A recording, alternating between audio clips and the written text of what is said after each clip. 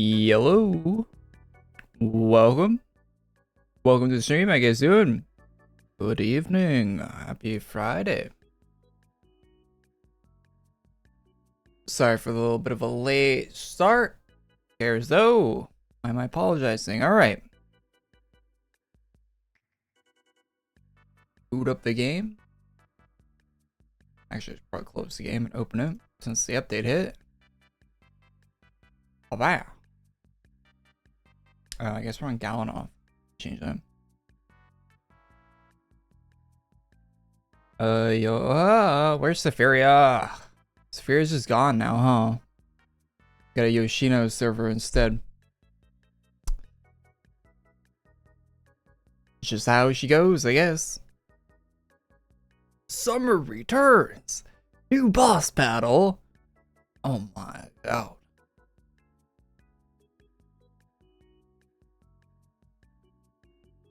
What's up, bad? Have you heard about... Wait, what?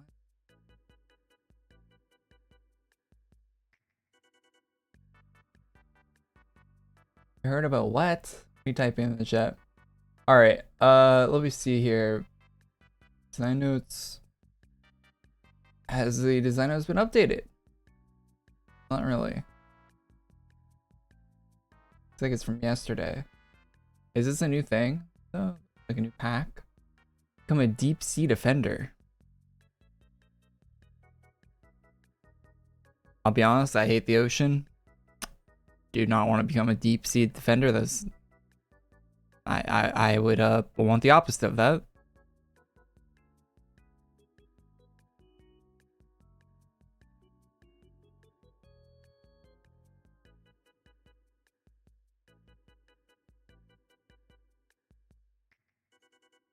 So is it like an upgrade pack thing?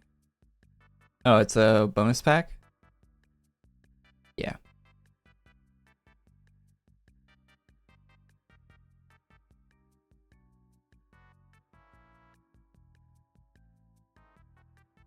That's weird.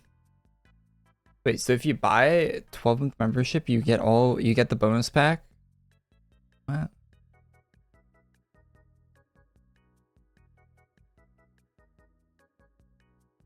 Is that like a new thing they're doing? Or doesn't like take a coin?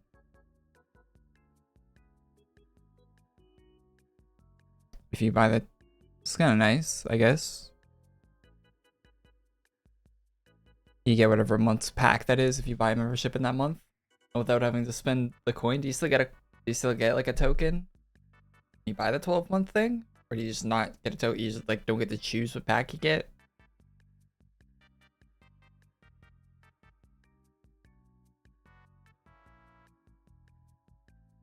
2,000 AC's worth of gotcha pulls. All right. Value. Speaking of value, there's a 50% AC going on right now. Right now until the 21st of June. Some AC bonuses rolling. Not bad, not bad. Alright, let's check out what's in game because it doesn't look like there's anything on the design notes themselves per se. Featured. What is being featured this week? That's new, right? Chrono Man? Like a superhero? Adventures of Chrono Man. Man, that looks not great. They trimmed down the shop a bit. They took out some of the sets that were in there last week. Looks like it's just like the meme stuff and stuff from last week now. Alright. So like the Chrono guy I think is new in the shop.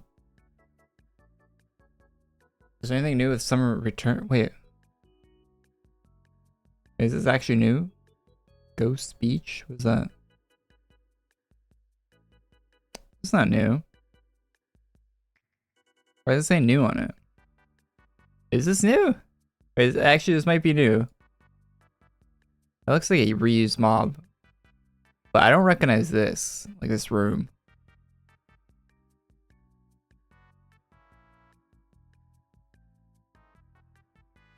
YouTube video, the entire Harry Potter's cast built the bodybuilders with AI. Oh yeah, have you seen the Office Cyberpunk one?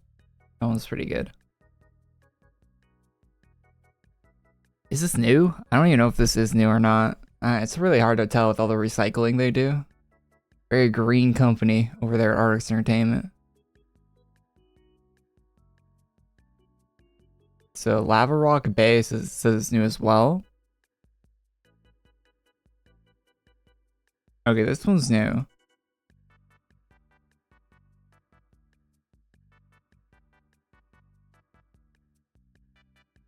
Lavarock Shore. It's a difference. So there's a quest for like recolor number 999.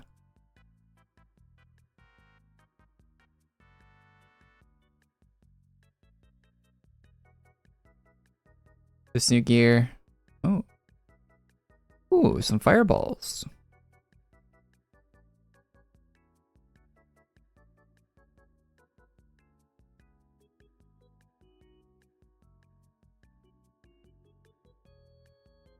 Weird looking scythe.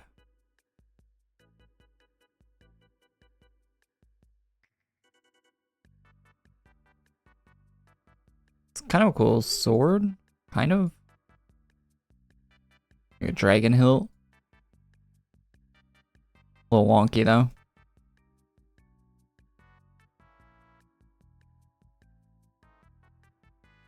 Merge ingredients. Paused animation. Another paused animation. At least that one is animated. Guessing it's like a boss here. Alright, it's gonna one-shot me, watch. Oh wait, actually doesn't one-shot you. Oh, cool. Oh shit. It locks you in the room though. Okay, kill me then. Oh wait, they put a dot on me. Did I see that wrong? Oh, it looks like it's doing more damage, maybe. Yeah, 891 dot. Yeah, there's probably some sort of mechanic to this, I'd imagine. Ain't nobody got time for that. So it looks like... So is this one... Oh, this is different. Is it different? No, it's not different. So, got a boss as well. What's the difference between the two lava ones?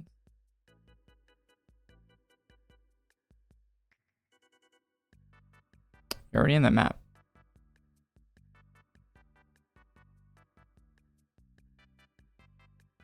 There's Bay and Shore. Are we in Bay?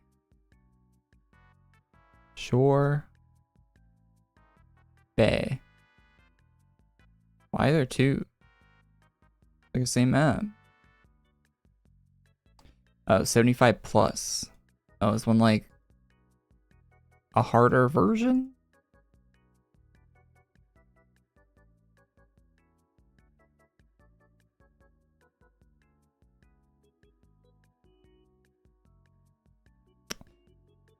Interesting. Not really. All right. So it looks like the Ghost Beach stuff is new. 80k on that guy. So maybe these guys have drops. Hundo on that guy. So the Hundo one probably has more drops.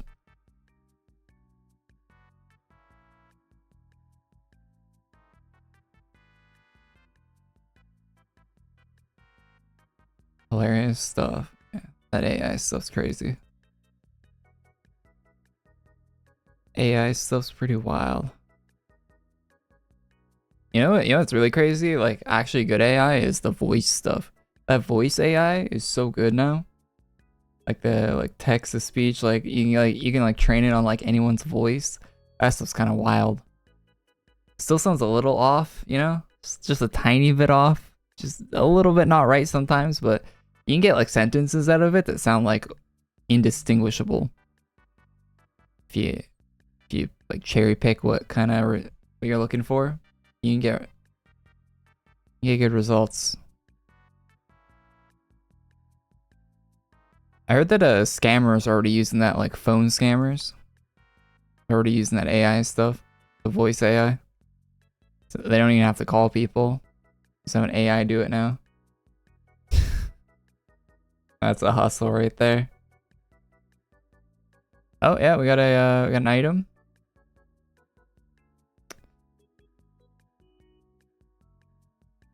Hanger item.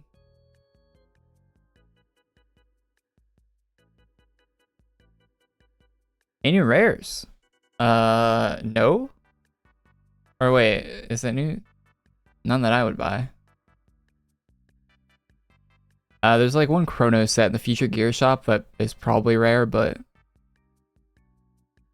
WHO cares? It's a rare you'll never equip. Is it really a rare? Think about it.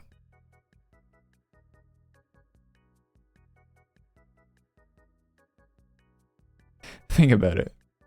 I've been watching 3 presidents play Minecraft. Oh yeah, those videos are decent. If the person that writes those needs to do them well. I feel like sometimes you watch some of those president AI videos, and the people that are writing them have no clue how to write anything. But there's like probably a channel or two that does like good writing for those. Some of them seem like they're written by AI. Which is a mistake a lot of people think. A lot of people think the AI voice stuff is also like AI generated, like text. It's not. People script those. A human does the writing for those videos. It's not an AI doing that. The whole process isn't all AI. It's like a guy typing in things into a program that gets the voice.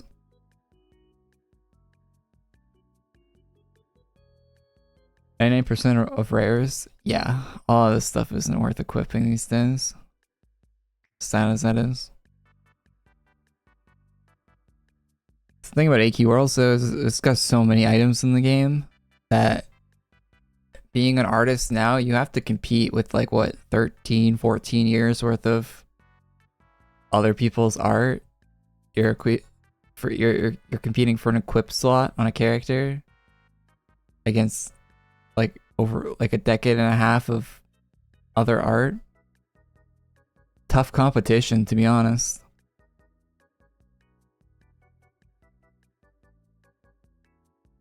What's up, Frost? How you doing? Have you seen the new Spider-Man? New Miles Morales? I want to see that tonight. I got the tickets. I heard it's really good. Unlike the Fast and Furious. I swear the Fast and Furious movies have been getting worse and worse recently. I mean, they have. They lost the main guy for Fast and Furious. Like the Woo guy, whatever his name is. Yeah, I can't remember his name, but like the guy that's been doing like the Fast and Furious movies since like Fast 5. That guy hasn't made didn't make the last one. And he might not have made the one before. I think he like quit like halfway through the one before.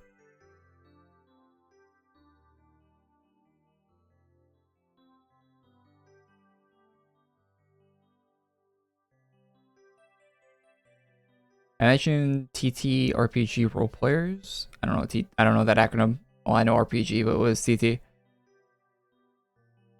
Yeah, AI's I've actually played some Fallout 4 mods that use AI voice for the characters, right? So they'll take the character from the Fallout 4 game, and they're making like a mod for like a new quest, right? So you know they can't go like hire the voice actor that did like Codsworth the in game, right? So they just take his voice and put it in the AI, and then they can generate new like lines for the guy to say with the AI. I mean, you can tell it's AI, but it's better than having like no voice at all, right? For the character. It's actually really cool.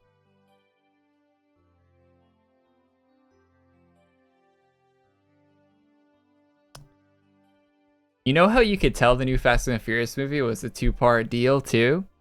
They start the movie with the cookout. Shit always happens at the end of the movie, but they started the movie with it, and I'm like, what the hell's happening here? Who's dying in this movie? They're starting it with the cookout, huh?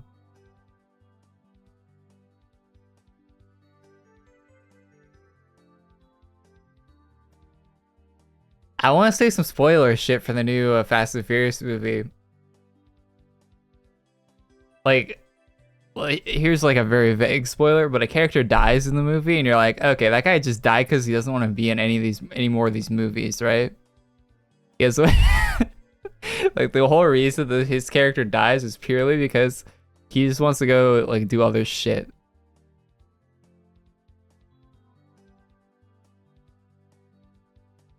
That or and Fast and Furious characters dying doesn't even matter. Like I could say it and it wouldn't even matter because they can just bring them back in the next movie. Like it's so inconsequential. Like the fact that they brought back all these characters now means that no character dying actually matters. Like they all respawn. It's like dying in a fucking free-for-all team deathmatch in COD. Like it doesn't matter.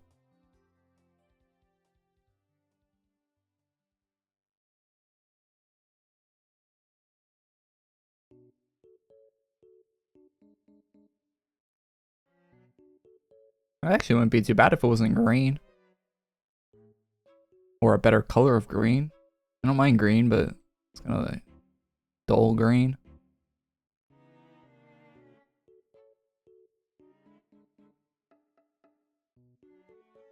TTRPG was, oh, that was the one that Myth was doing? Oh, okay. I watched a bit of that. I don't watch a lot of YouTuber streams. I watch a lot of the clips. I'm a clip watcher.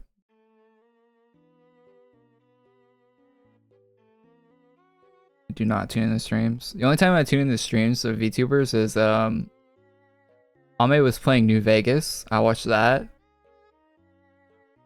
And because I'll watch anyone play New Vegas. I'll watch anyone play a Fallout game. I'm very entertained by watching people play through those games.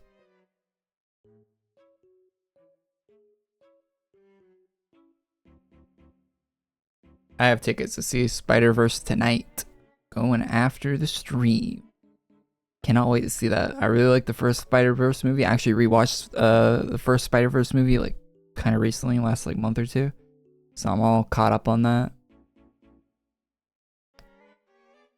I actually forgot that they even like they teased their IMAX or not. I don't have options.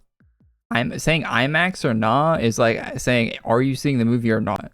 Like I do not have options. I don't get to pick whether I see an IMAX, Dolby this screen that, 3D this. Like a lot of the times, or at least it used to be, I don't think my theater does this anymore, thank God. But they used to only have 3D. What? Yeah. Brand new movie, release weekend, only 3D. Are you high? Who wants to watch a movie in 3D? Oh my God. Actually the worst movie watching experience. Half the time I'm like, maybe not. Maybe I don't want to watch a movie. Maybe I'd rather not. In 3D. They don't do that anymore, thank God, but at least I haven't for a little bit. Yeah, I don't have IMAX or anything like that. I got my tickets right here. I wonder what the ticket says on it.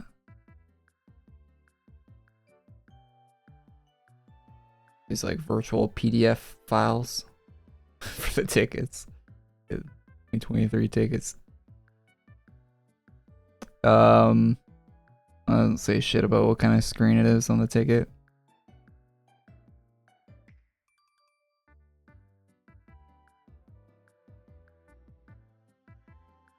It's probably the most basic shit you can get. I don't know. Yeah, I'd love it if we had a movie theater actually. Cause I have been to good movie theaters. Like there's one in there was a really good movie theater in the West Edmonton Mall, one of the biggest malls in the world. And they got banger theater there, like massive place. The one I have is like someone's bedroom, basically, compared to that.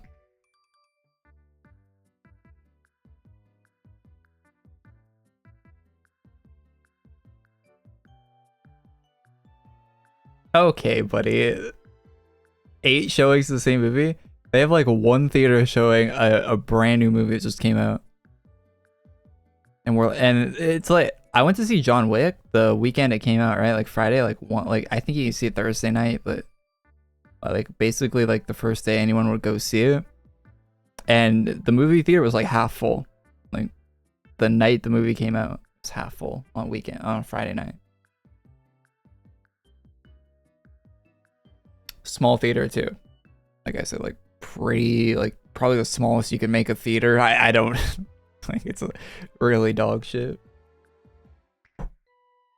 Tonight, I looked at the seating thing. They finally got seating plans at my theater. You know how you can pick the seat that you like buy the ticket for? Couldn't do that at my theater until COVID. That's how bad my theater is. But yeah, I actually got to pick the seats for the tickets. And it looks like the Spider-Verse one might actually be like kind of full. Like maybe people actually want to watch that movie. Wild.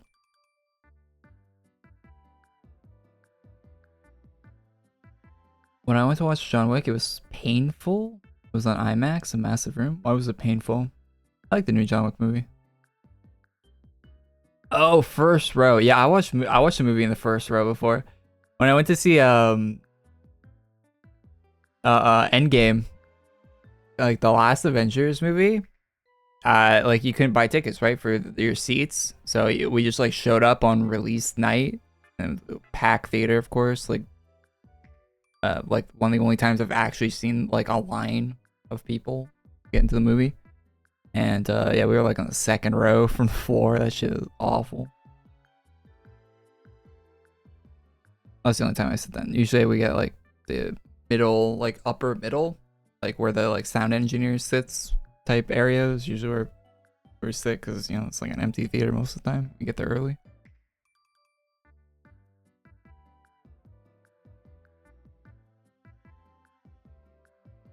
Yeah, you gotta like sit in your chair like this, like you wish the chair would like recline fully. You wish you could like lay down like horizontal.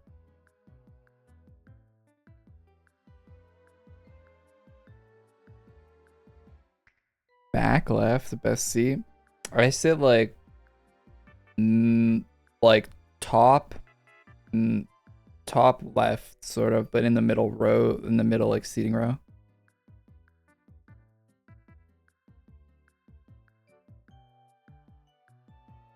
Usually where I like to be.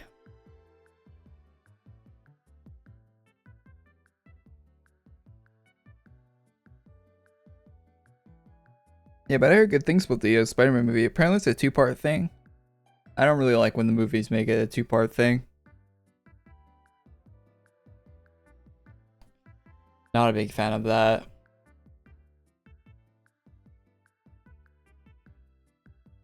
Because it usually means like the first movie kind of just like doesn't actually have a proper like pace to it. Like it just kind of like ends, right? I mean, it can still be a good movie, right? But and apparently it is from what people are saying, but it's like watching a season of like a TV show and like getting like halfway through the season and having to wait to watch the other half. It, like leaves on a cliffhanger. That shit sucks.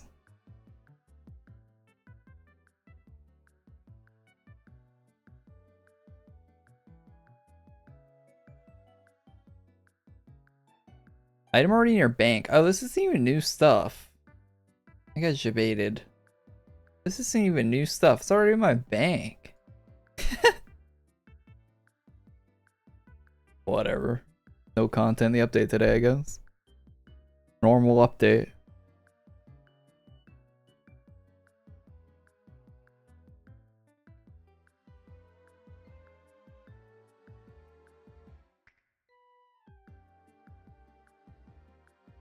Watching a TV show that ends on a cliffhanger and gets cancelled. Example?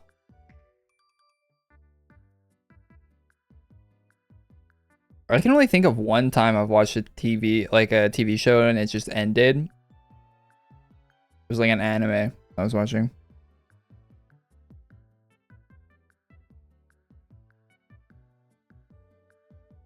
The Fast X ending was horrible. The Vin Diesel's line at the end of that, if I was the actor, if I was the actor in that position, doesn't he have like a lot of like control over what his character does in those movies? Isn't like he like one of them like isn't like his studio like helping make like Vin Diesel's studio making the movie? Like why is his character saying this like the dumbest shit? At the end of the movie he's like what's the line? Like, yeah, you should have taken my car or some shit. He says like the corniest shit and then just commits suicide. Oh my god. He doesn't actually. I was being hyperbolic, but there's of course going to be another one.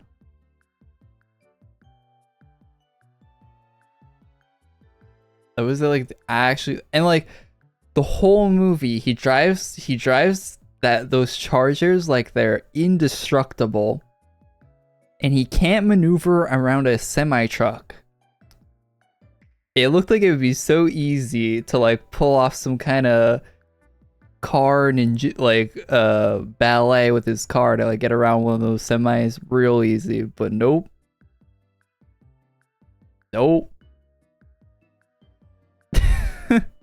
There's two more? Oh my god. I thought there was gonna be one more. How are they making two more? Are they counting the Rock like standalone thing?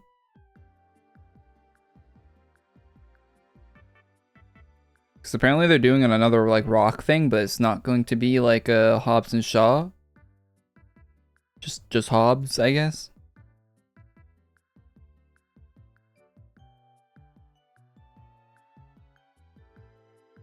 I used to like The Rock as an actor, but he hasn't like acted in anything good recently. he's either like actually a terrible actor or he's very bad at picking his roles recently. I've not seen The Rock in anything I liked in quite a while.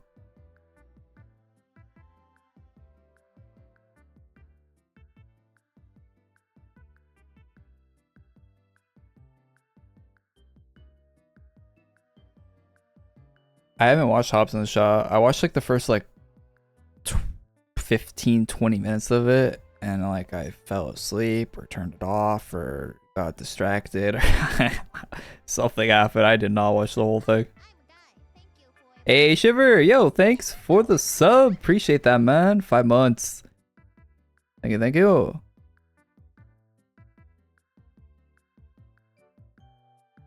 I'm surprised I didn't see more confused people about Vin Diesel catching a car midair.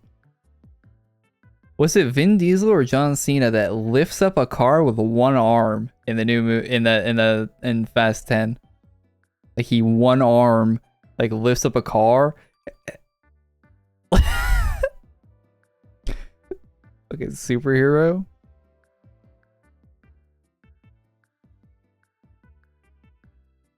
That was John Cena, of course.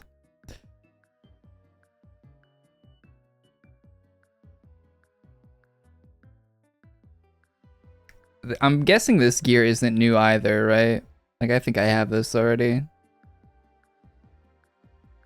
I know for a fact that it's not new. Is like a part of this set new? I don't even know. Chat, anyone in chat know about this? These items? I feel like these aren't new. I'm excited for Oppenheimer. I heard it was Radar, which is cool. I'm probably not gonna see it in theater though, but I'll probably watch it on demand.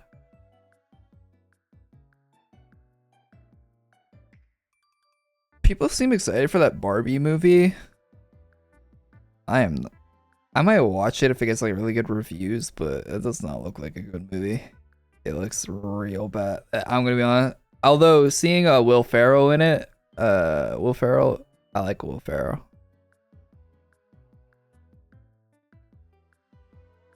Oppenheimer gonna be movie of the century. Why? I haven't even looked into that movie at all. I heard Tom Cruise was pissed that it was coming out at the same time as Mission Impossible. I saw a news story about that.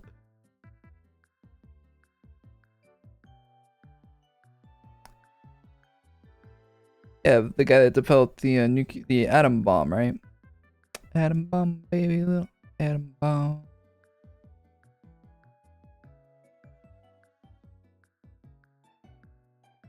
It's a Nolan film.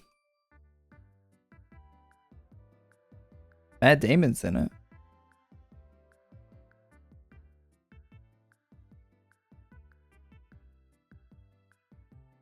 What happens in a film about the guy that created the atom bomb? Like, what are they doing?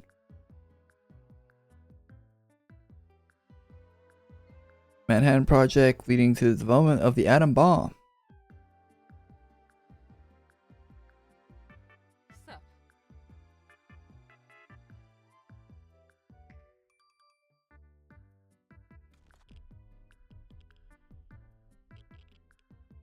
We're getting rads.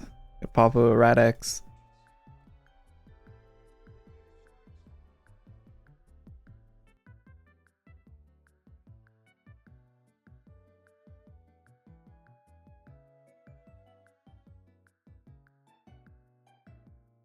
Oh, it's Nuketown.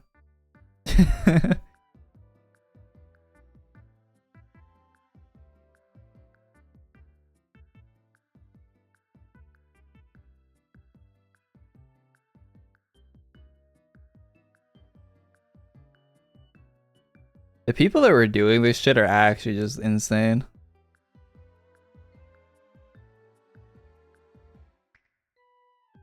That'd probably be a good movie.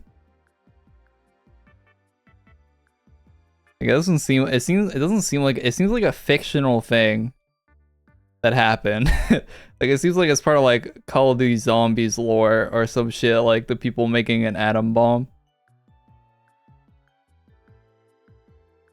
Doesn't seem like a real piece of history. What's up, Shire? What you doing? Cast is stacked. Iron Man is in it. Robert Downey's in that movie? Really? He's been picking some stinker roles recently. Wasn't he doing like some kind of like talking to animals like kids movie?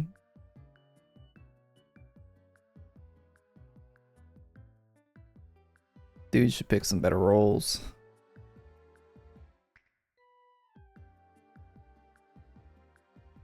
You gotta travel to a city with IMAX. I'm not driving 10 or taking a 3-hour flight to watch a movie. It's like a $200 plane ticket.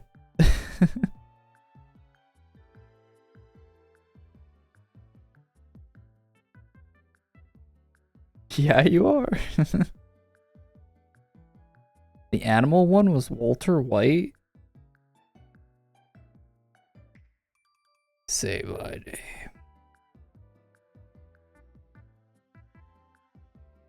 I hate seeing memes for Breaking Bad because it makes me want to rewatch this series again, even though I just rewatched it like a year or two ago.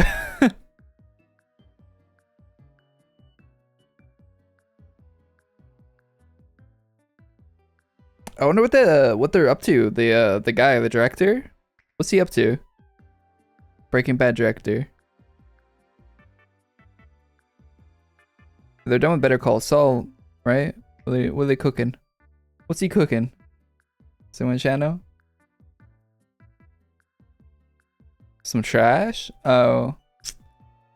Well, had to happen eventually, I guess. Can't be making hits here the whole time.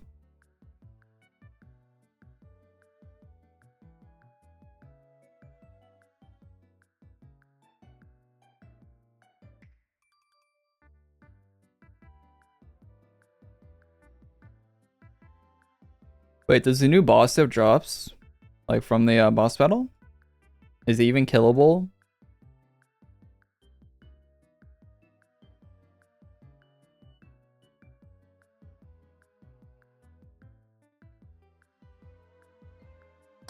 Molten Heart Quest is daily.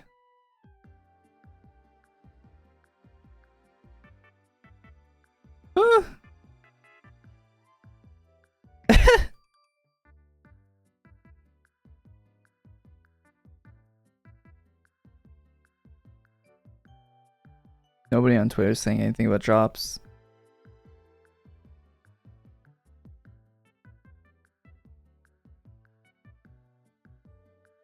Beyond the Spider-Verse is currently set to release in March 29th, 2024. So next year in the spring. Nice.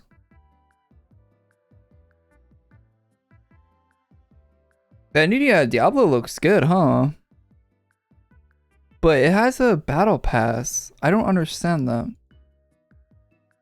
What do you do? What do you do in Diablo when like that would make you like want to grind a battle pass? Like pay for and grind out battle passes. Like what do you Look, I get like you play different classes, you do different builds, you collect gear. What do you do beyond that? Like that's gonna run out, right? Like that's like what 500 hours if you like stretch it with like 4 characters, maybe more than 500. But like you're not gonna be like dumping thousands of hours in that, right? Maybe you are, I don't know. Maybe some drop chances. Cause I know the older Diablos, right? Like some of the items drop chances were like so rare that like if the item wasn't like duplicated and you didn't like get it from someone else, like you didn't like trade. Like it was like basically like the RNG with like your lifetime. It's not possible. Like you'll spend like 10 years farming this item. Does Diablo 4 have stuff like that? I guess people wouldn't know yet, right? But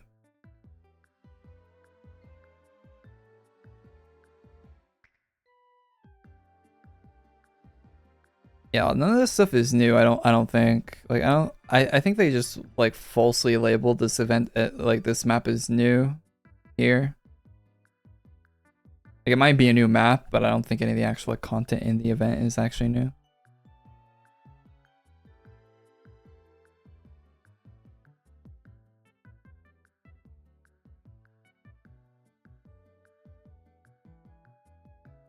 Every season they're going to reset. So your character gets reset and you just replay the story again, or I don't know. Like I kind of want to get Diablo, but it's really expensive for what looks like a free-to-play game. Like I'm gonna be honest, it looks like Path of Exile. That game's free. They want 100 Canadian dollars for the base version of Diablo. $100 free game. $100 free game. I just don't see how that works out, man.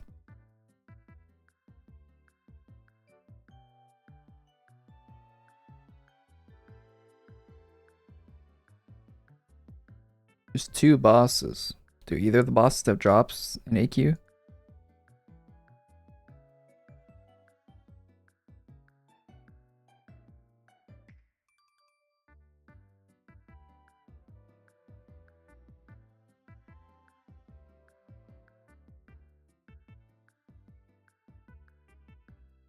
Any new drops, chat? Anything to farm?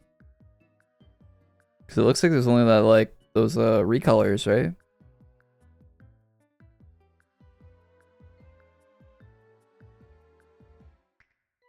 Or remakes or whatever they are.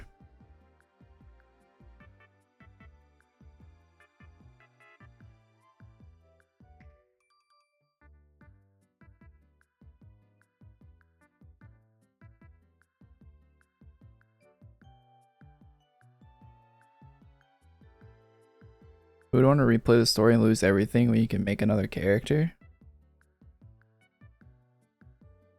Yeah, I don't think they reset like that. I don't think they reset your characters. I feel like people would be very upset with that. You know what's funny? Call of Duty on their new update, they're resetting everyone's progress in DMZ. It's like all your quests and shit. They want to be Tarkov so bad, but it doesn't make any sense in the context. Because in Tarkov, when everyone gets reset, everyone loses like a massive they lose abilities to make money, they lose access to equipment, they lose skills on their character that were leveled up, so like they can't move as fast, they can't reload as quick, they can't aim down sight as fast, they can't search items as quickly, they can't, like, they lose all of that on a like a full wipe. Call of Duty, all you're losing is your quest progress, which your quest progress is only to unlock nothing, so it's pointless. But they want to be Tarkov so bad that they're wiping people's quest progress for no reason. Like, there's actually no reason of doing it, but they're doing it anyway because Call of Duty wants to be Tarkov so bad. It's kind of funny. And they're just pissing people off for no reason.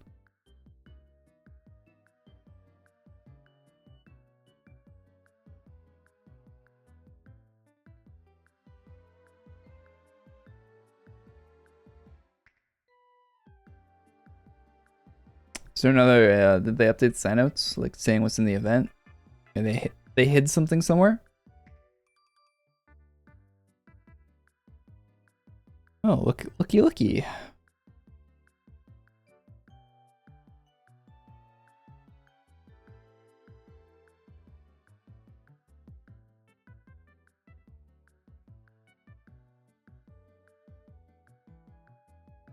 Oh, seasonal resets work in Diablo. 0 upvotes 1 month ago. Totally new to the Diablo franchise, only played D4 beta and really enjoyed it, but recently I stumbled upon a seasons reset which I don't fully grasp, therefore I'd like to ask a few questions to determine if I should buy the game. Will all characters lose all their gear? No. Do I have to replay the whole game every 3 months just to only keep a build I grinded for the past seasons? No. Where's the fun factor in hard resets? There won't be hard resets in the first place. Nothing forces you to play seasons. You can just keep playing your non-seasonal character. Oh, so you have seasonal characters and non-seasonal characters. Yeah, Tarkov's going to do something like this as well when the game fully launches. Can I play Diablo 4 casually? Basically not playing for a few weeks and come back. Training stuff, start fresh. Yes. So you have a seasonal character and a non-seasonal character. I wonder how like battle pass progression and stuff's gonna work, right? Like, is that only gonna be tied to your seasonal character? Or how are they gonna do that? And like, how, like, is there gonna be like stupid quests?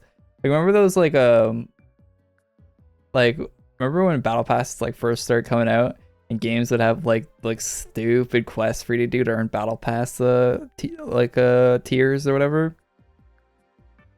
You'd have to like just do some dumb challenge in the game that you didn't want to do.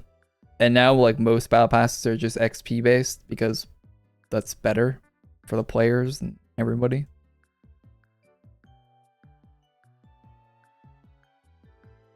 Interesting. It's on the D4 Reddit right now. I really like seeing other players in the open world. Wait, you can see other players? It's like an actual MMO?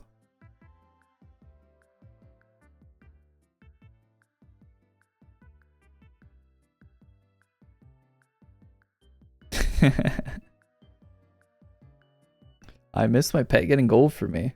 That's probably gonna be it. That's probably gonna be in the battle pass.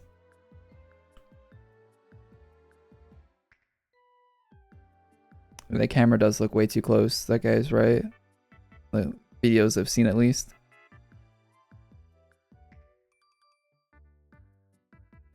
FYI, this can spawn. Holy shit.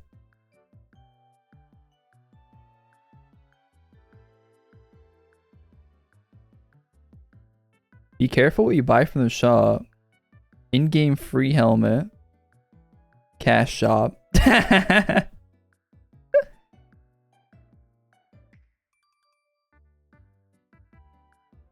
Good one, Blizzard. Is it even different? Is it like slightly different color? It looks like they turned the brightness down like 10%.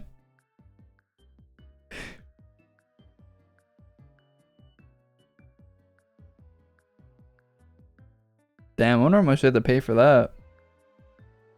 Anywho, AQ Worlds. And all the interesting things that are happening at AQ Worlds today. It is definitely interesting and definitely worth logging in for. You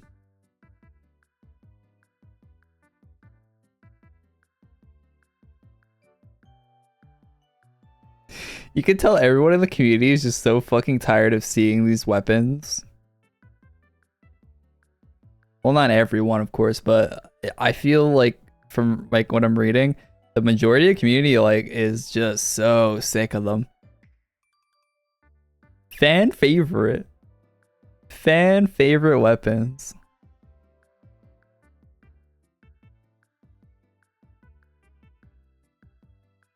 What is this? Why is there a chart?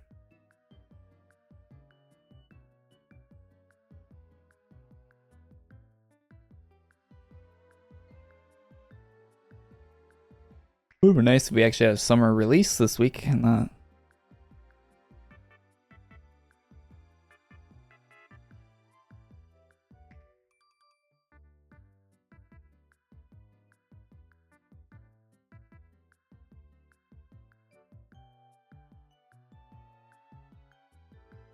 That's why as people around the United States celebrate Pride Month.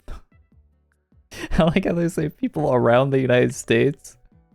It's like on Twitter where you see like Bethesda, normal Bethesda, they have like their Pride logo, and then like Bethesda like UAE does not have. It's just got the normal logo.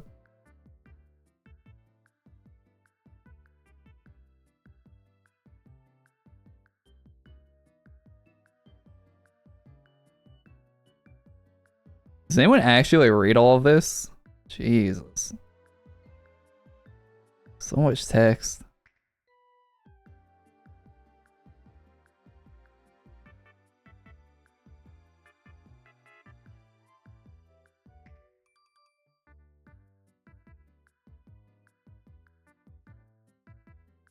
I'm seeing people in beta. You have to do a prologue first. Oh, I didn't play the beta that long for Diablo 4 because it crashed and was running at a pretty low frame rate. Those two things did not make me want to play the game more. You'd think an isometric game like that would be running at like hundreds of frames per second, right? It was running at like 50 or like 80 or something. It was. You'd think if you're running like 300, 400. Oh yeah, definitely a skip week. There's not a single thing I'd log in for this week. Not a single thing. And that's rare to see. Usually I'd be like, you pick up this rare item here. Shop's got something you might want to pick up. I would not touch a thing in this update. For AQ. Like, there's actually nothing to farm other than like... There's nothing to farm unless you have one of the endgame swords they made a recolor for.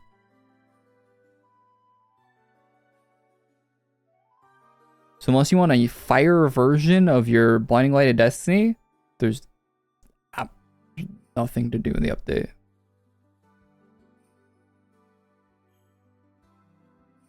And here's the kicker.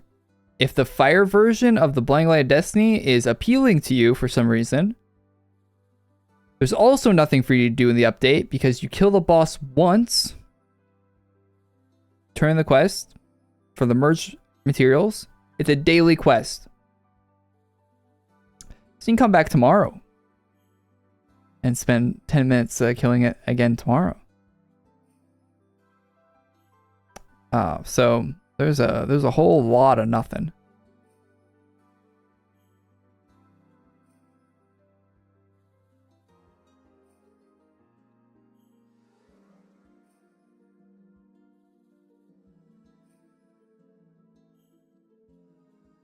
The new Street Fighter looks sick as well. A lot of good games coming out, huh? Actually, good summer games coming out.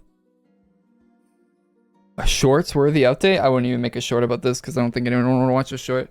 A lot of times there's like drops and I don't even want to make a short about them because I feel like the drops are awful. Like those like darkened like meat bananas. Like I did not want to make a short about that. I didn't think it was going to be those items weren't rare, that short wouldn't have got made. But I know there's like people that like to collect rares, so might as well keep them informed about them, right? But I don't see the appeal of those to anybody. If they weren't rare, they would have zero appeal to anyone.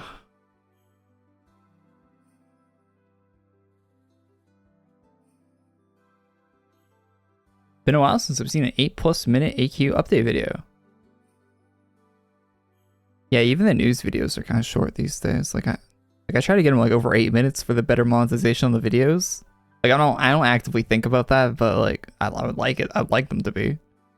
When I'm recording, like I'm just recording, but and I have a hard time getting them like 6 minutes. There's less AQ stuff being posted, less interesting AQ stuff. I get why people are leaving this game. Like it's in a real tough spot right now. I don't know what's going on, but they're in a really weird spot where their updates are just, I don't know what's wrong. Yeah, Meat Banana does sound like something a little sus, huh?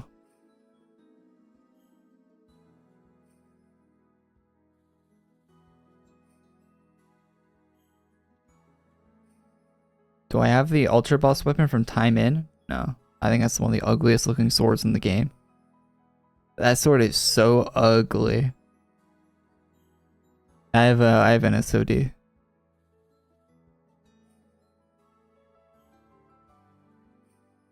Do they even have artists anymore? Does AQ have artists? Yeah, they have Kurlong, Lay, and a bunch of community artists.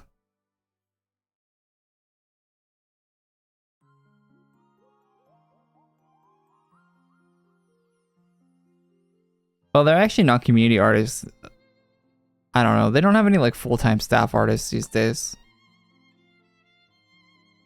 It's all contract work. And in the past, they used to have like full-time staff artists, right? And it really shows that they don't anymore.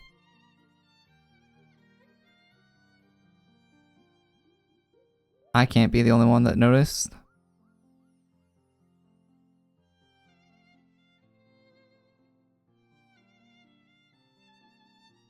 It's very apparent they don't have any full-time staff artists working at AQ.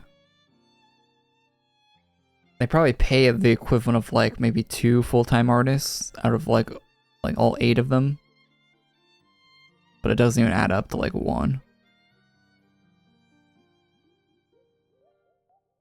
You should draw for them. Garfield, you may have stopped here.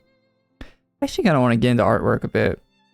They say if you practice at something like like an hour a day, over a few months you'll actually get better at it, right? Like no shit, right?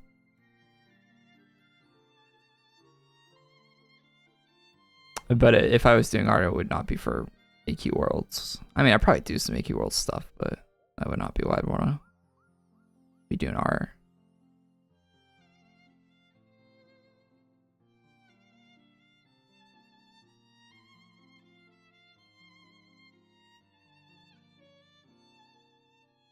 Oh yeah, apparently yeah, class council posted, right? Like Blood Titan changed? Is that class like viable now? Question mark.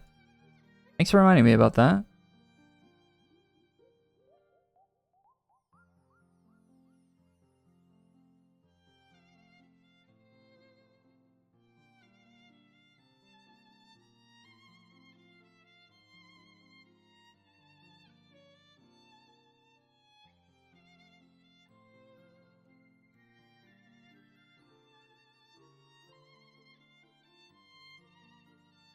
Oh, they're updating VHL skill icons. Interesting.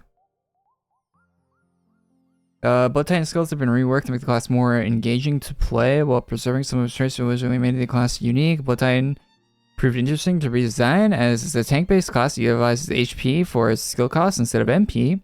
This is quite contradictory when you think about it. The point of using a tank class is to mitigate the amount of damage you receive, but its skills effectively ignore your own defenses by taking away a big chunk of your HP, then how are you supposed to stay alive? See,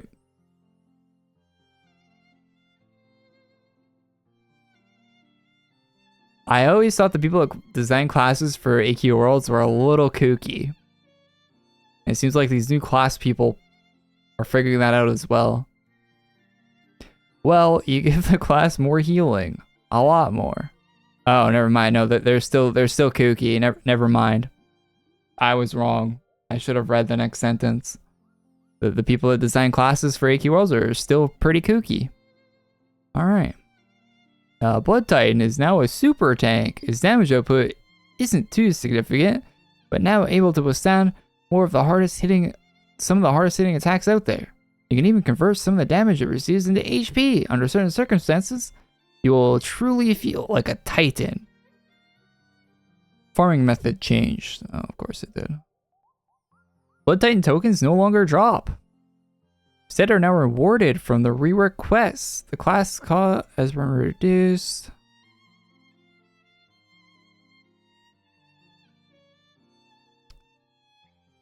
Is what it is on that, I guess. Most people already have Blood Titan.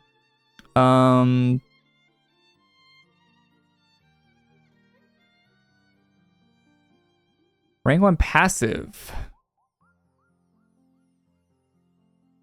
All skills heal you for 20% of your max health.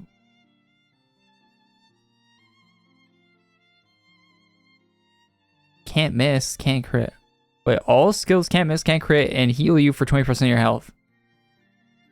Really now? And you have a 3-second cooldown auto attack? Oh no, except for your auto attack. Okay. I was gonna be like, okay. It's kind of powerful. 4 seconds on this one? Wait, how much mana cost? It doesn't say. Oh no, HP cost. 20%. Oh, so cancels itself out. 20%. 10%. 30%. So if you're spamming skills, it equals out for heal. So do any of the skills heal you? Oh, this reduces your heal power by 50%. So instead of 10% health back, you'd be getting 5. 10%, 10%. That's pretty bad. Passive reduces 80% of incoming damage. Jeez. Endurance by 400%? I believe him that's tanky now. Deals damage and applies focus for 4 seconds, which forces your target to attack you.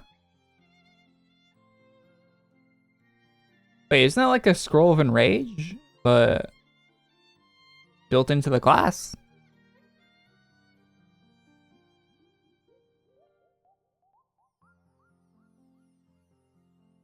Drastically increases target's crit chance, but reduces their crit damage by 300%. Interesting.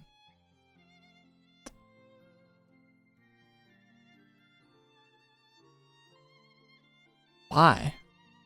What? Okay. Does anyone in chat understand this? Like by design standpoint? Why would you increase the crit chance, but basically make the crits so they're doing no damage?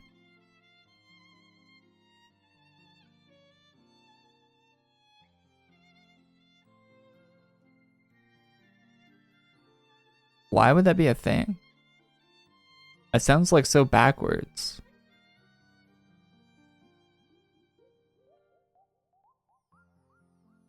So you're making enemy crit, but their crits are doing no damage. I don't get it.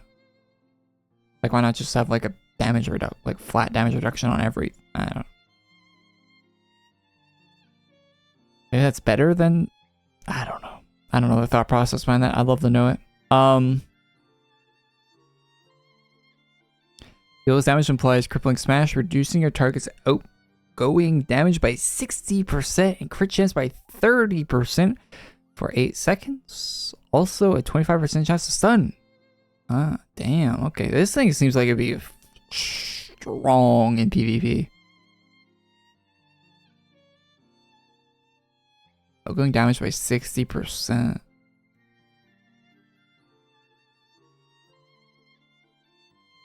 AE using 100% of the brain.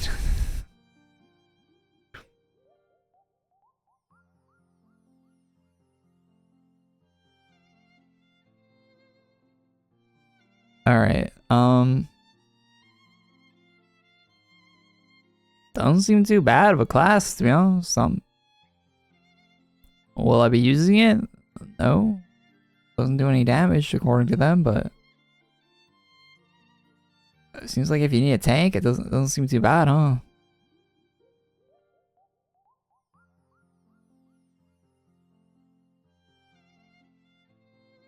Maybe, I don't know, maybe it is actually bad.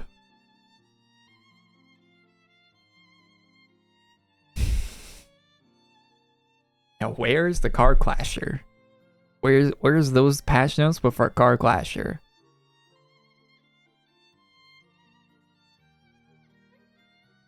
Where is it?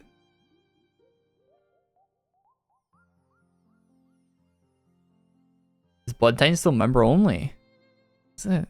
Oh yeah, it was a member only. Why are they messing around with all those member only classes? They're trying to get more members? It is, yeah, it is member only. I couldn't even equip it to show it off right now if I wanted to. Oh well. I didn't really want to. So. What's up? Thanks for following.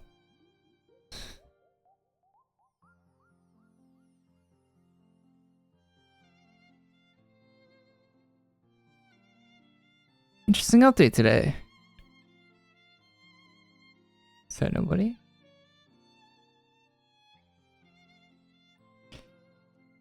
I still have the Tears of the Kingdom, the Zelda game to stream, right?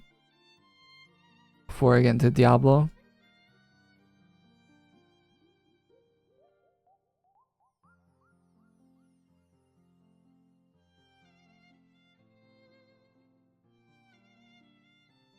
Diablo doesn't launch till like Monday though, so I might wait till then.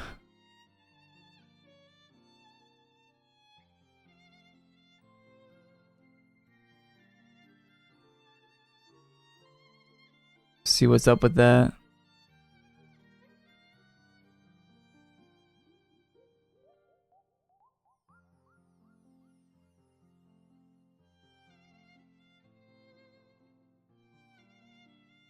There's a Xbox showcase next week, right?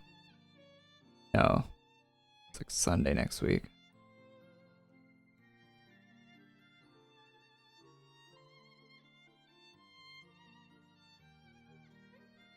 We get to learn about Cyberpunk DLC next week as well.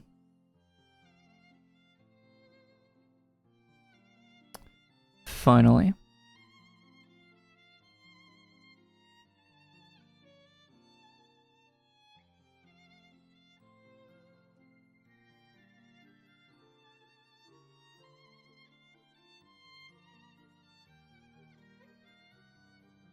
You see that Twitter took away the translate button? Why would you remove that feature?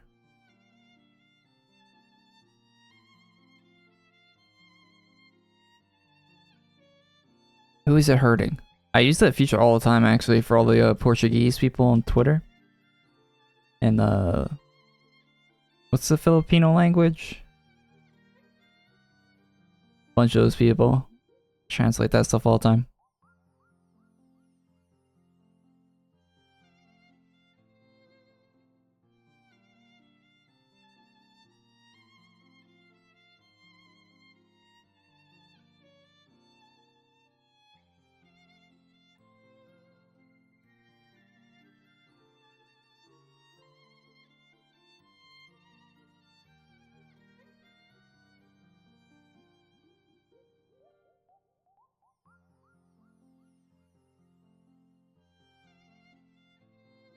What do you want to translate?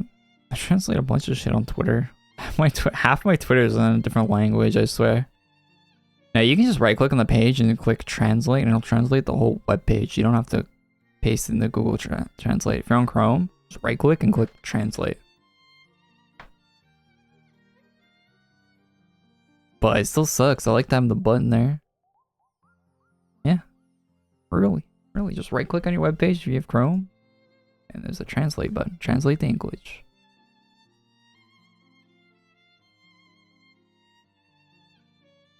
Any news about AQ Infinity? No. You have Opera? Skill issue? You know Opera's the same as Chrome, right? Unless you're using Safari or Firefox. Or no, Safari Safari or Firefox.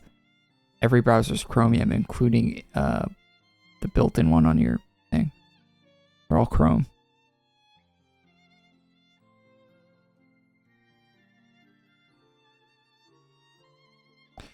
What's the difference between these languages? I don't know, but the answer is probably going to get you timed out on Twitch, so go for it.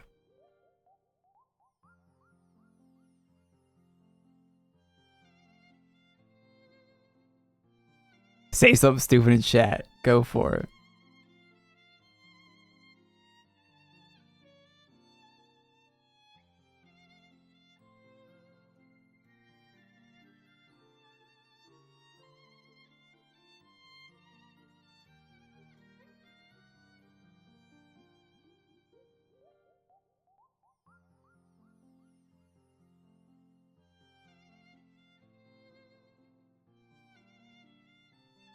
What part?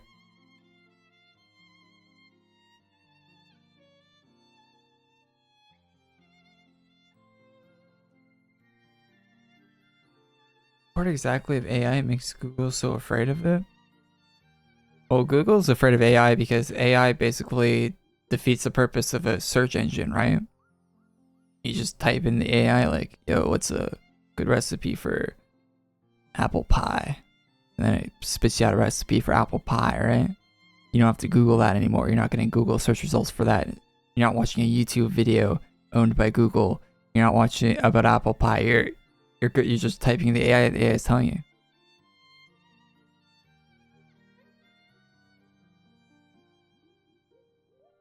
It's a massive competitor.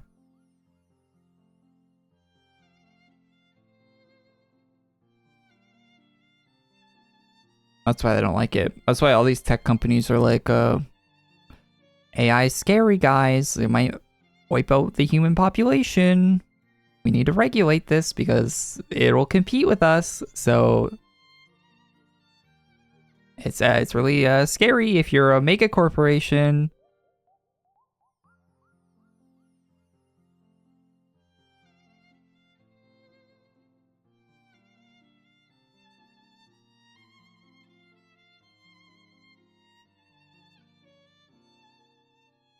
You got a Spider-Man ad? Nice. Opinions on Fast and Furious X. Very bad. Like, bad even by the standards of a Fast and Furious movie.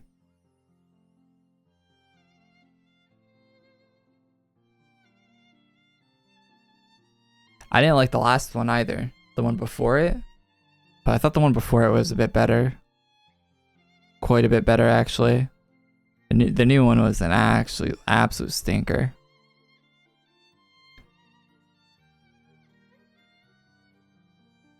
Oh yeah, I forgot what's her name? Brie Larson was even in it. Oh my god. That was such an unnecessary addition to that movie. She only subtracted from the movie. I thought Aquaman was alright. Like I didn't. His character could have worked, like, but that Brie Larson character didn't make a lick of sense being in that movie. I swear, like they just hired her to like have her in the movie. Like, oh, we need another star, we need another A-list celebrity in this movie, and that's why like her parts of those movies. Like, you could have cut out all of the Brie Larson parts of that new Fast and Furious movie. Same movie. Don't change the movie one bit. Not even a little bit. The movie doesn't change at all. You cut all those parts out, better movie.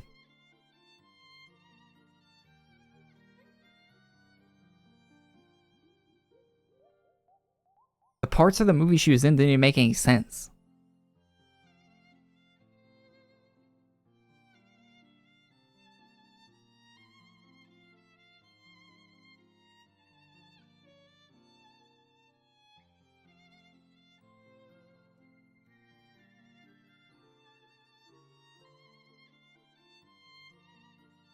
Racing turned to action. People not watch the first Fast and Furious movie. It was an action movie. There was some racing in it.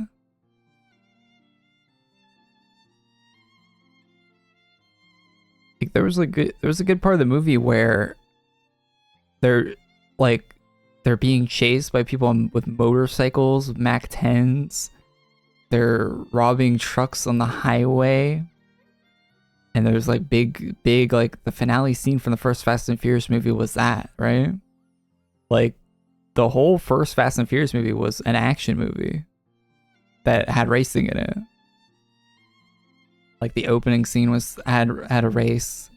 Like the way Fast and Furious movies go is usually the opening scene's a race and then the rest of it's like an action movie. It's like people forget that. Like, they've always been action movies. Too Fast, Too Furious had more racing than the first one, too. Tokyo Drift probably had the most. Tokyo Drift's one of my favorites of all the Fast and Furious ones.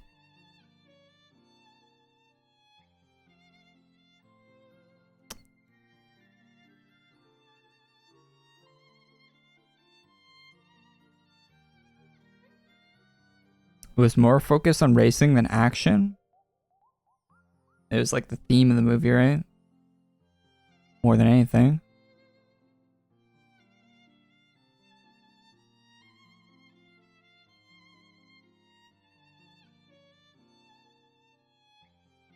I don't think it's ever been a good point against the Fast and Furious movies, the fact that they moved away from racing. Because there's only so much you can do with a race, right? How many times are you gonna watch people race? What, you're tuning into a Fast and Furious movie and you're gonna expect like a Formula 1 race or something? Like,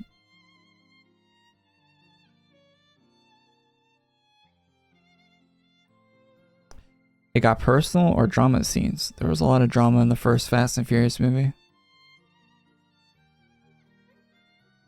A lot of drama.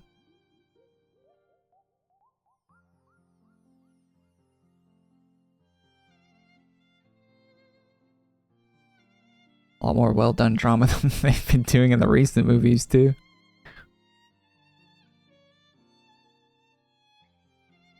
No one comes here for the tutor.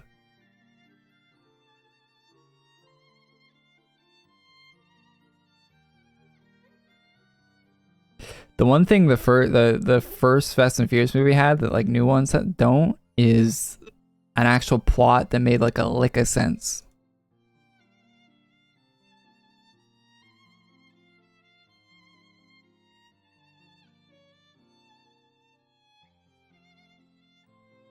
Had a cool plot. The new ones, the plot is just like, we need to get the MacGuffin. People's lives are in danger. Like, it's like the like default like superhero movie plot instead of like an actual like well thought out thing. Not that the first one was like super well thought out, but it's better than what they're doing now.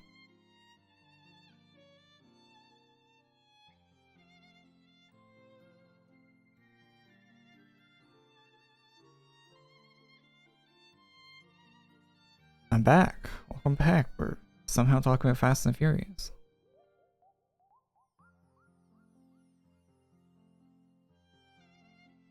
Tokyo Drift happened before Fast 5 or 6? I don't know the timeline. Tokyo Drift happens before 4.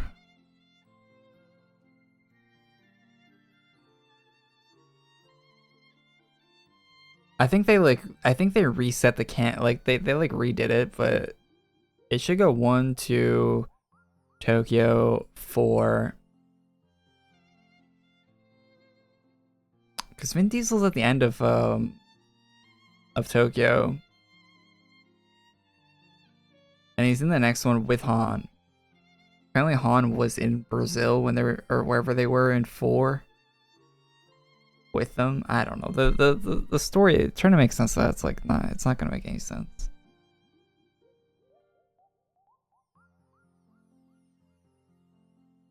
So many side characters and stuff to keep up with that you're gonna spin in circles trying to figure out what actually happens in that series of films. Especially when you get to like 7, 8, 9, 10, like you're good luck. They retcon things all the time too.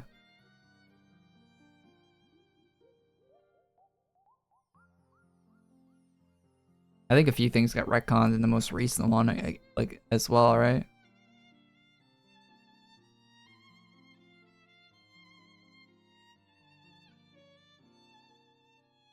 Like, how the hell do they still have that submarine?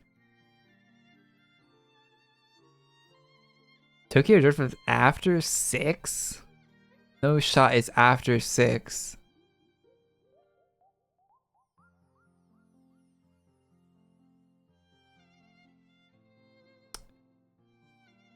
Is 6 the one where they jump out of the plane with like the parachute cars? It is, right? Or is that 7?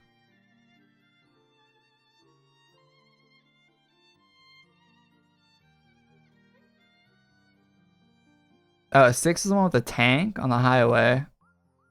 There's no way Tokyo Drift is after 6. Cause like they're a full military unit in 6.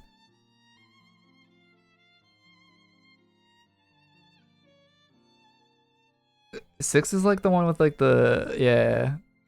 There's no shot. They definitely just made that shit up. They just made up the that if that's the case.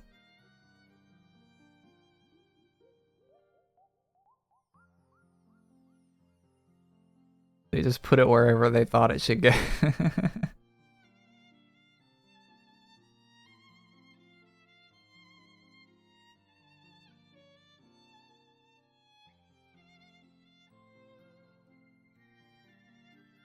It's 6 in Tokyo Drift and 7 in the timeline.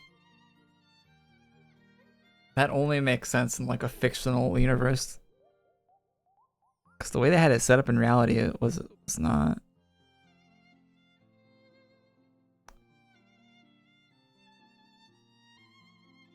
Tokyo should have been 3rd in the canon.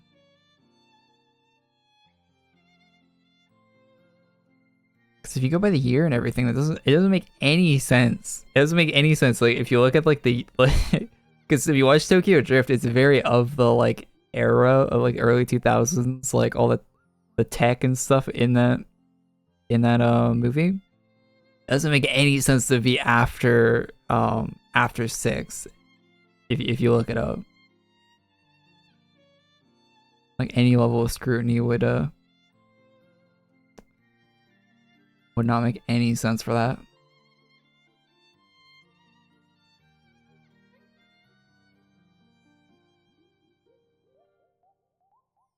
They retconned it. Well, the retcon happened in 7, but I don't think that's how I don't think it lines up that like in the actual like canon like position wise.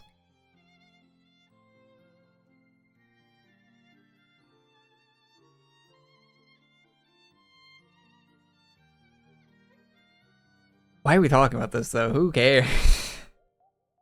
Fast and Furious canon. Fast and Furious was the best anime, man. Honestly, it'd probably work better as a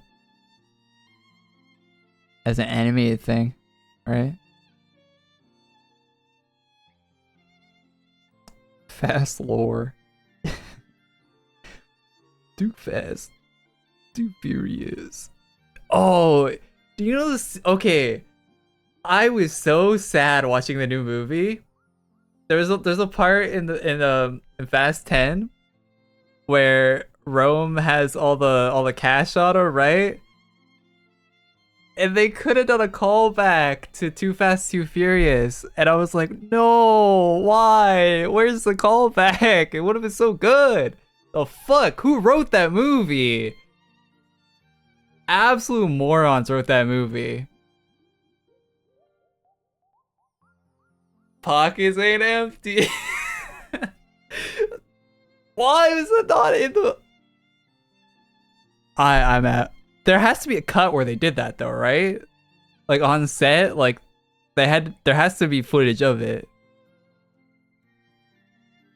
Man, I was like, oh, he's gonna say. I'm like, I saw him open the thing. What I was waiting for him to say it. And he didn't say it. I was so pissed. I'm like, the fuck? Where's the callback? Such an easy callback. Like biggest missed opportunity in that whole film. Pissed me off. Pissed me right off.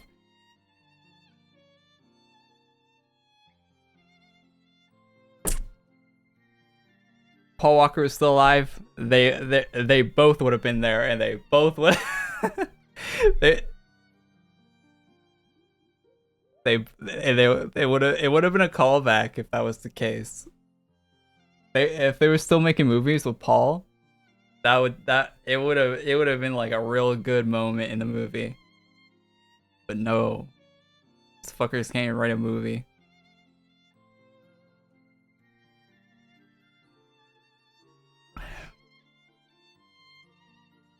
I still think in the next movie, I still think they're going to do this in the next movie, and it's going to be in very poor taste. They are going to have a body double of Paul come into the movie and save Vin at the end of the next movie. I still think that's the plot I still think they're gonna do it.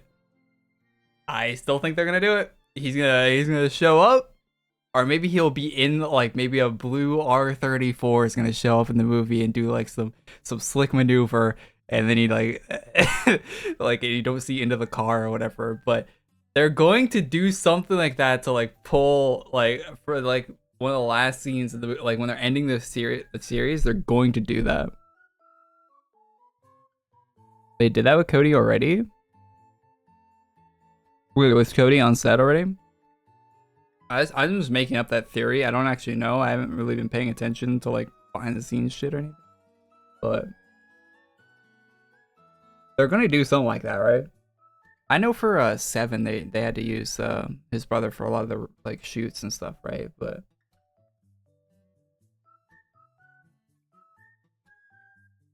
some shit like that's going to happen. He was on set a couple months ago. He's probably the next one. Oh yeah, that's it's so predictable, right? It's something these new Fast and Furious writers would do like so easily. Such an easy prediction to make. Some shit like that is going to happen. Because at this point, like they kept his character around, right? Like his character's like still like acknowledged, you know? Like there's a scene in the new movie where Vin Diesel's like, I bet that sounded like an RB26 in that Datsun or whatever. And she's like, yeah. He's like, and then the character's like, yeah. And they're like, oh yeah, I have a friend that would love that. Like they're still making callbacks to him all the time. And he's like some sort of like mythical character in the lore at this point.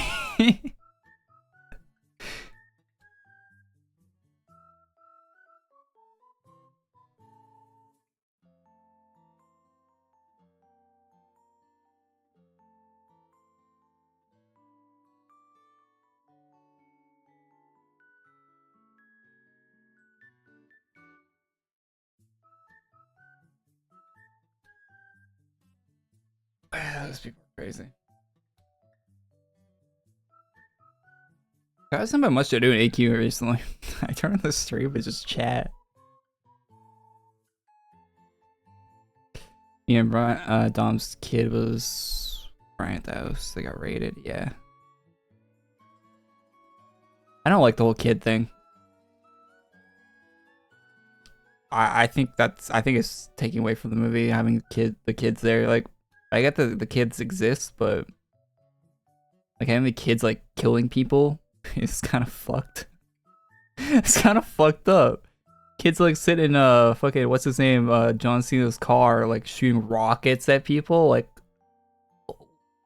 what are we doing here? What is happening? Family, that's what's happening. The family that kills together stays together.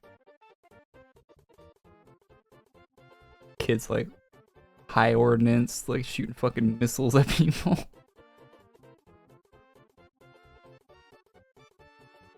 Absolutely bonkers.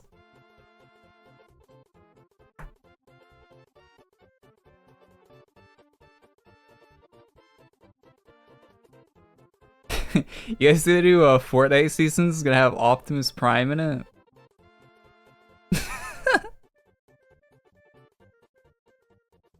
It's just what are they not gonna put in that game at this point?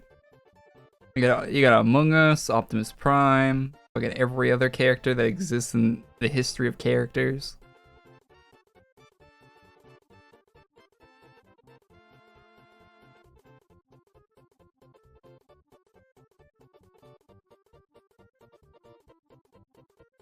Alina tweeted on Twitter that join summer break to begin collecting your seasonal rewards, then return each week as we continue to bring you more hot and cool collectible gear.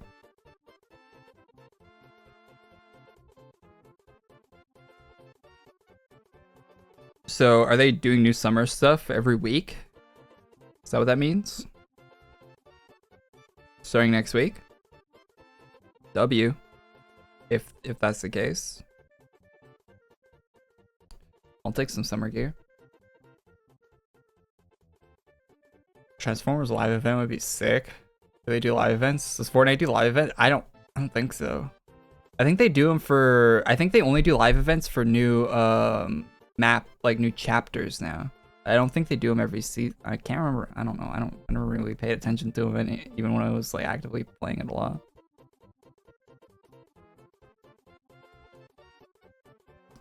I don't think they do them like in between every like season now. I think they do them like every chapter.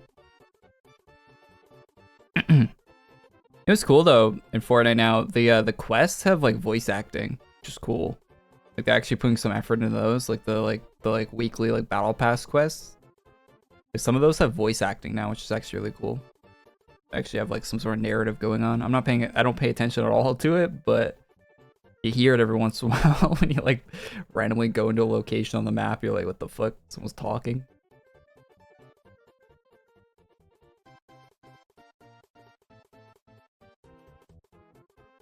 That's kind of cooler than the events IMO.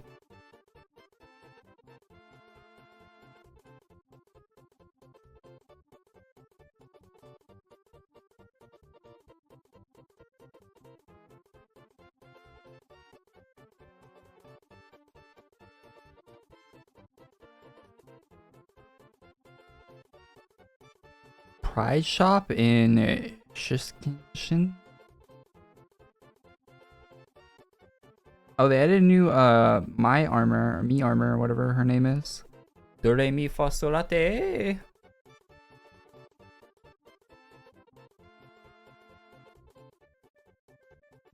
Sorry, I've just been checking Twitter to see if there's any updates I'm missing.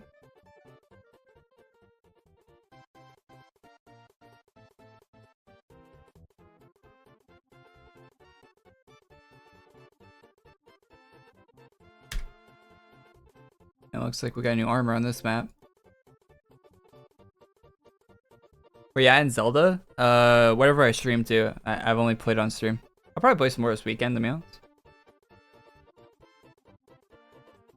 2BH. I've been playing I've been playing New Vegas a bit.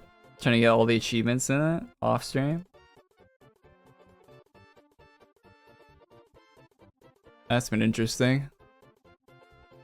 I've never like went for the achievements in that game before. Like I've played a shit ton of it, but I've never like went for the achievements. Apparently I have like none of the achievements on PC too, so I'm like I have to like do like basically everything in the game.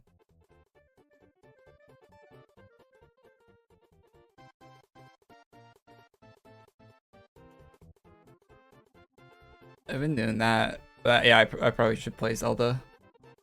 Have you played through it? Have you beat it? New one? I heard it's a big game, right? It's only 100 hours to like beat it.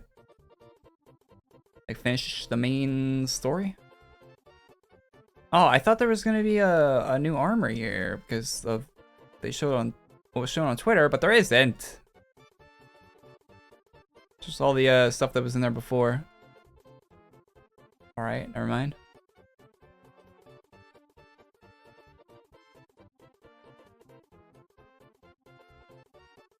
Beeline the story is like 40. Oh shit, yeah. Well, it's like a 100-hour game because who beelines the story, right? Like you always get side content. And that's one thing. That's one thing I can't wait for in Starfield is how much fucking dialogue they have in that game. Biggest Bethesda game ever. That's just gonna be so good. Can't wait for that. Fucking 3 months. July, August, September.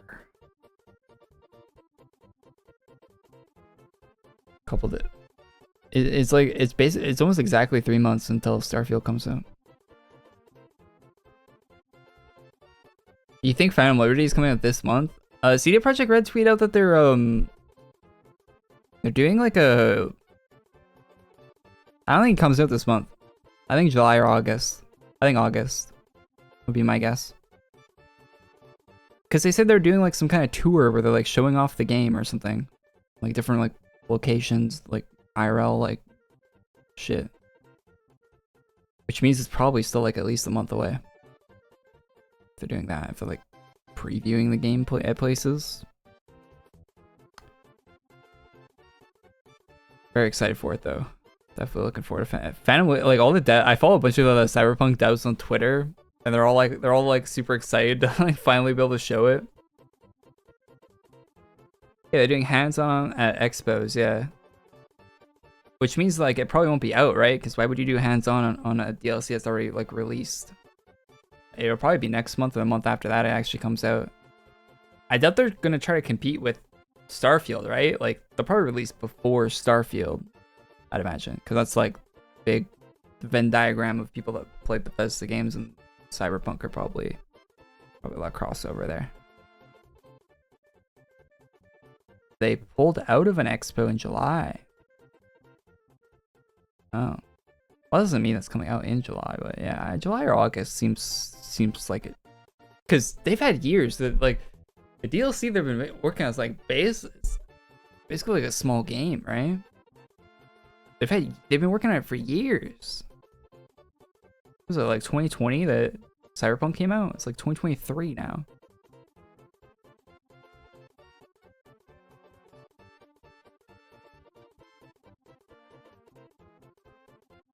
Actual years working on a DLC. And if you look at like the thing from like the CD Projekt Red, like the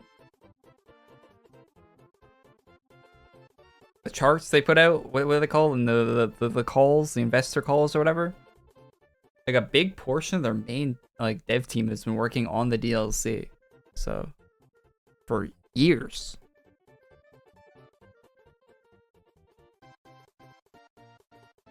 Do you guys see the thing about Redfall? Where apparently the Redfall, like 70% of the staff that worked on Prey from Arcane left the studio that made Redfall, that left Arcane. 70% of the staff left because they were forcing them to make a multiplayer, like games as a service game instead of a single player game. And they've lost like a majority of their staff. So like so you'll never get a good game from that dev studio again, basically. Like all the talent they had left. Like everyone that wanted to be making a single player game instead of like the multiplayer trash that they were being forced to make, they all left. It's hilarious. No wonder that game sucks so much. actually deserved. Why? I don't want to get in a rant, but why would you force a dev team that wants to be making single player games and is good at making single player games? Like Prey got really good scores, Dishonored got really good review scores. Why would you take that same team and then force them to make a multiplayer game? That's just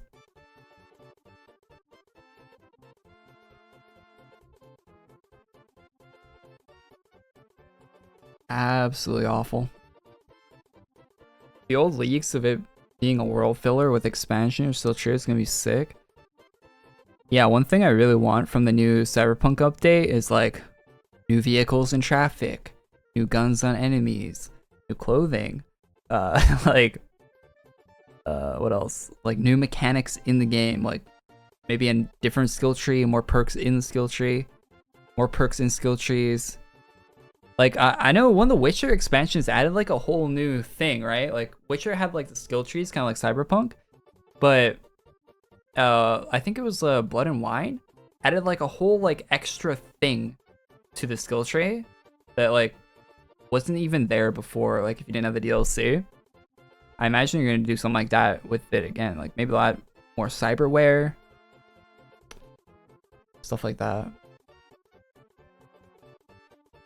So there's so much possibility for expansion, augment type deal. Yeah, I didn't really use it or play with it that much in The Witcher 3. I didn't really get into The Witcher 3 that much. Like I played through Witcher 3. I didn't really like do a like build or anything on it. Like I think I played Witcher on like normal difficulty and like I didn't really mess around with a lot of the depth that the game had, but I saw it was there. Yeah, it was like some kind of augment mutation thing you could do to like boost your damage or something. I don't know.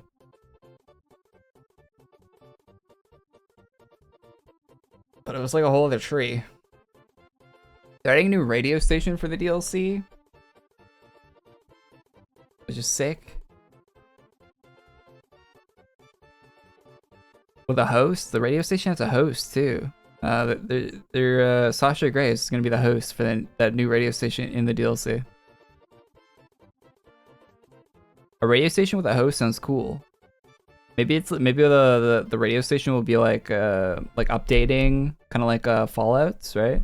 Like when you do something in Fallout, and then the radio host is like, "Hey, did anyone hear about the kid from the vault that did this thing? He like blew up the town." Maybe the radio station host would be like, "Was anyone around that like area with the rocket that you used in like a mission or something?" Maybe that kind of shit's gonna happen. Like some actual like, RPG radio station stuff that they inspired by like Fallout.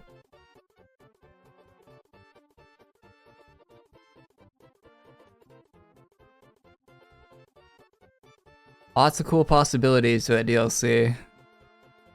But then you start to think about it too much, and then you get overhyped.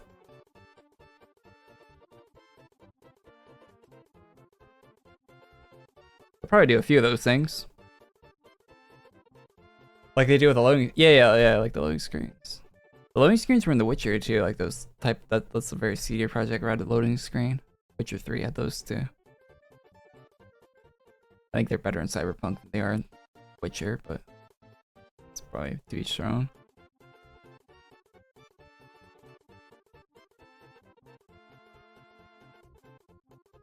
My Cyberpunk has been crashing like crazy. I tried to do a playthrough recently and it crashes like consistently. I thought it was my hardware, so I replaced my RAM. What's my RAM? My GPU is being RMA'd right now. I'm waiting for my 3080 to be shipped back to me from EVGA right now. I'm hoping it was that. So I was having a bunch of issues that I'm pretty sure were GPU related. Like I didn't like falsely RMA my card or anything. Like I'm pretty sure there's something wrong with that GPU because I'm using my 2080 right now and I haven't played Cyberpunk on it because I don't want to play Cyberpunk on my 2080, but it's just not gonna be crashing as much.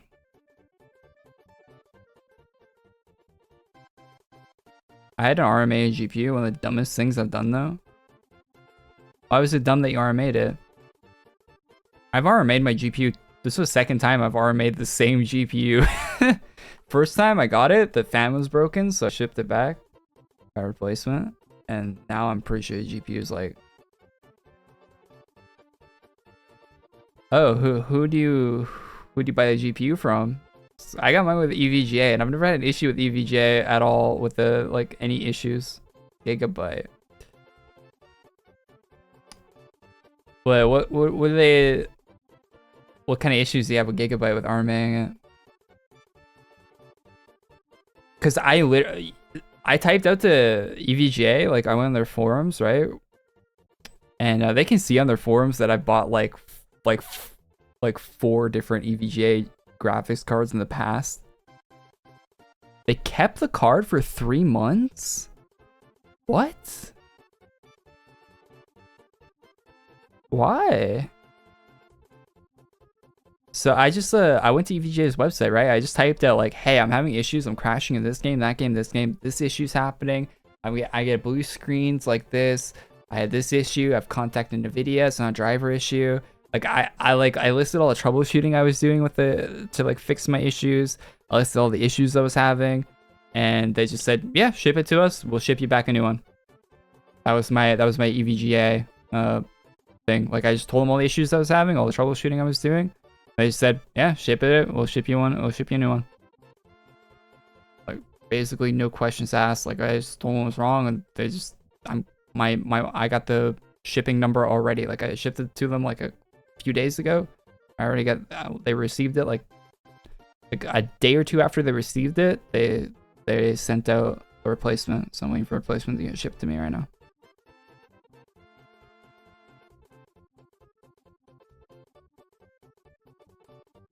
Asked me after all that time. They said they found nothing wrong with it, sent it back, and they kept it for another few months. Finally asked for a refund and got an MSI 3080 that had 0 issues for 2 years. Damn.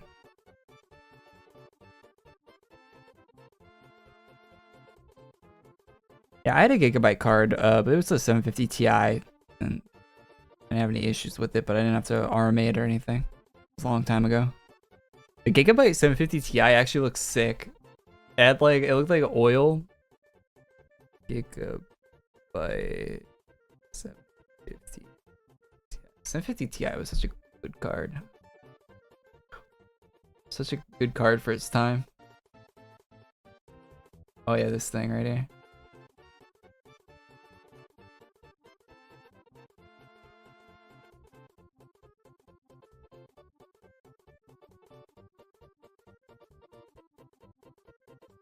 And this bad boy. This is the first GPU. Was this the first GPU ever? Not the first GPU I ever had, but it's the first one like I bought. I had one that I had another GPU that came with the PC I had. First PC I've ever bought. Cool fan design on this thing. For the time at least, that was pretty cool. Pretty cool in its budget bracket. Budget 700 series card.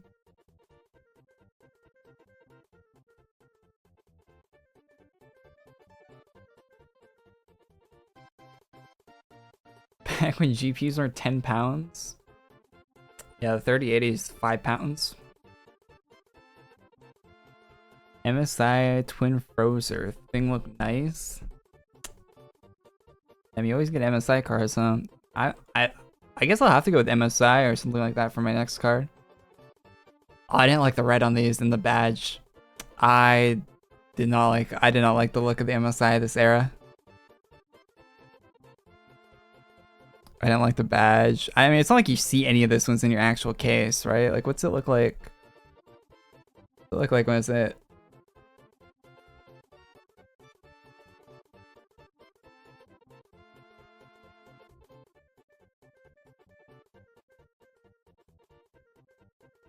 I have a backplate. Look bad from the side, I guess. My brother had a MSI card and it crapped out on him pretty quick. I actually like this MSI design more. I like the clear plastic, right? I like that clear plastic look for tech stuff. I wish it would do that more. My 2080 has that. EVGA 20, it looks so sick.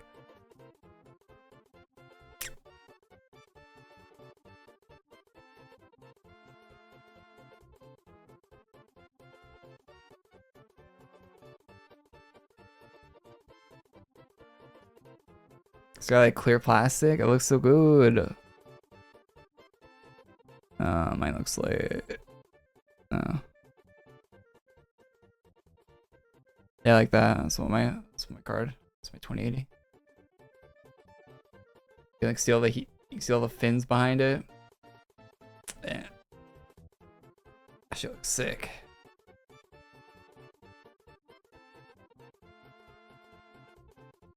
VGA's got a good side profile.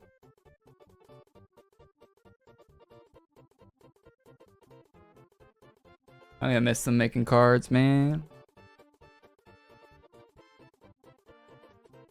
I'm gonna miss EVGA making cards.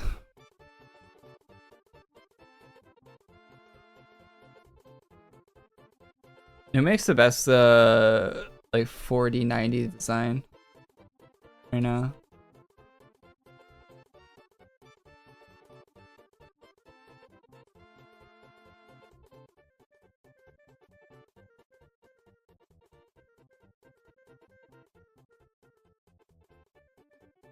That looks like ass. Doesn't look too bad.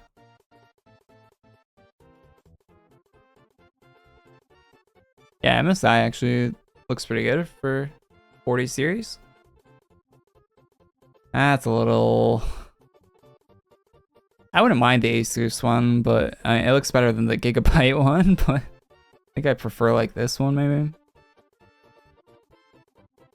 I think NVIDIA has sick founder cards. I think they actually look really good, but you can never get them where I live. Like, they're not available in Canada. Try to get one when 30 series was coming out.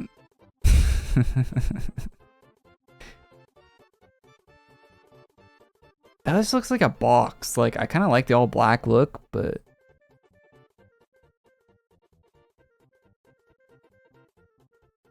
shit just looks like a box. Actually, the Zotac one looks funky. It looks like a snowboard.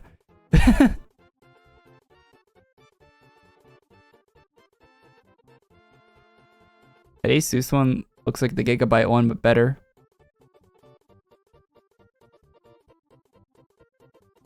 Like it wouldn't break immediately. What is that? It's like gemstones on that one. And for the price of a 4090, it should have some gemstones on it.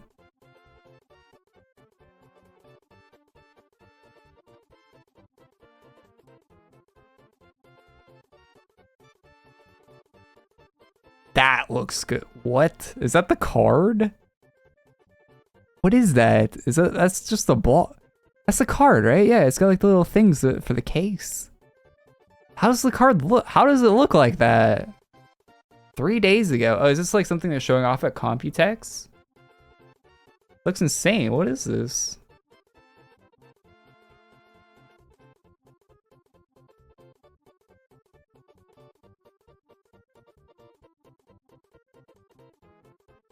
Liquid metal is magical, but it's just one element. The full solution that RTX 4090 uses to keep temperatures and noise levels low. A custom extra thick 360 rad. Backed by a trio. Okay, whatever. Daisy chain fans. AIO. Yeah, this is an AIO GPU. that looks so cool. Yeah, it's like a infinity mirror thing. That actually looks so sick. Doesn't even look like a graphics card. I like the pipes coming out of it. The fittings. It actually looks so nice. This thing's probably like $3,000 or something. It's probably so expensive. That looks so good though. That's gonna be the best looking GPU I've seen.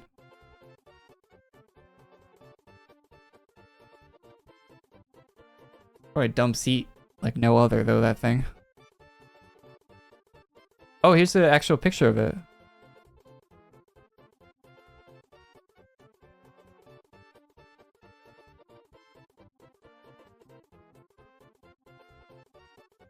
Yeah, it looks so neat.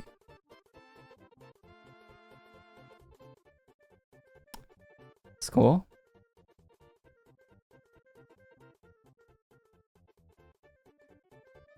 They don't have a price tag for it? I don't want to know. It's too much. I can tell. I ain't buying that. I ain't buying that. Am I playing Diablo? I'm thinking about playing Diablo. I'm not buying the pre-order $130. I think it's like 140 Canadian without tax. So probably like 150, 160, whatever the hell it would be. I am not spending that much on Diablo. But I'm thinking about it.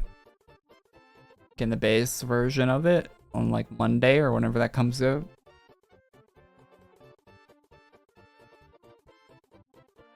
Yeah, it's 90 Canadian without tax for the base version of the game. Does this leak anything if I show my Blizzard? Not really. Does it? Oh, too late now. 2 days. Look at that shit, 130.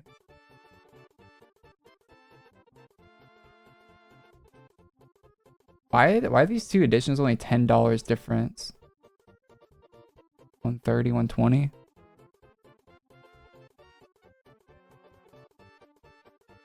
Accelerated seasonal battle pass.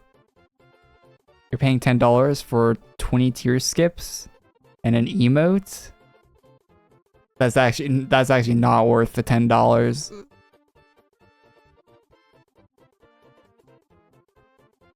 A fucking emote? An emote? Do Diablo players really like their emotes or something?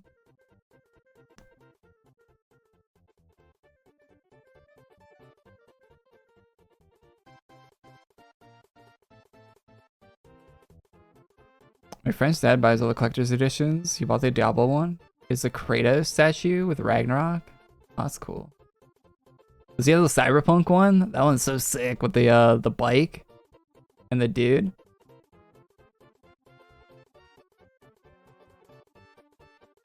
That shit's probably so expensive on eBay now. Now people actually like Cyberpunk. It's just probably more than retail on eBay now.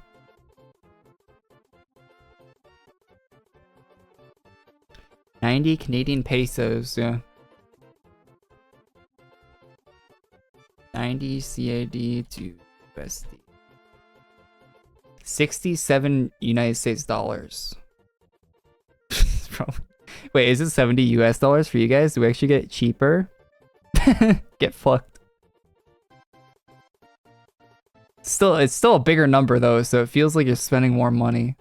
I don't care what anyone says about inflation or dollar exchange or anything. It still feels like you're spending more money.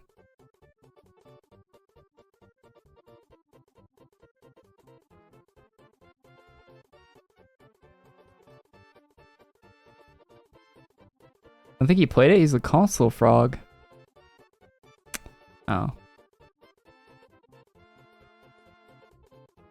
I might buy the Starfield Collector Edition. I'm way too big of a Bethesda fan. It's actually wild. I didn't get the Fallout Pip-Boy because I couldn't afford it in 2015. But I might get a Starfield one if it's cool. Let's see.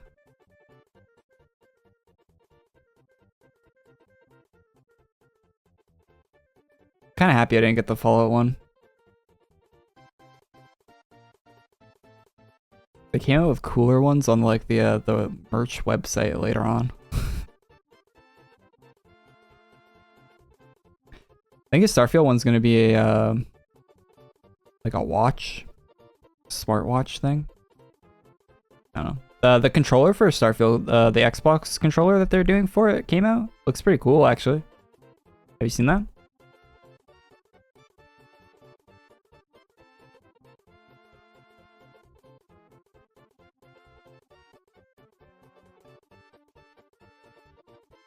People thought this was fake when they first saw it like months ago, but it wasn't.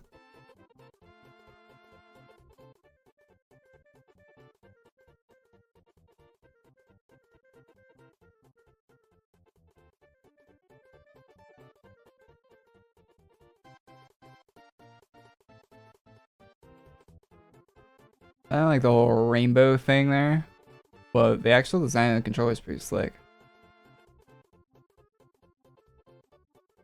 Not buying one, but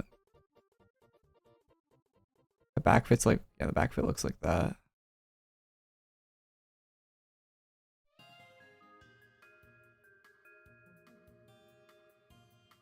Pretty neat.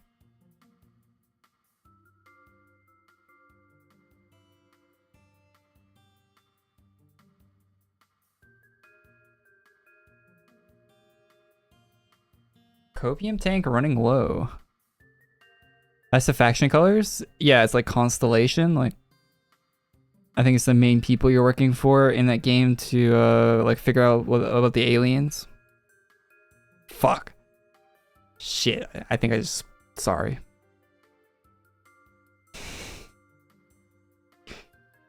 I read a leak about Starfield like a year or two ago, and I'm pretty sure it's a fucking real leak, and I know how the game ends, and I'm sad. And I did the same shit for Fallout 4 too, and I need to stop reading fucking rumors about Bethesda games because they always end up to be true, and it's fucking annoying.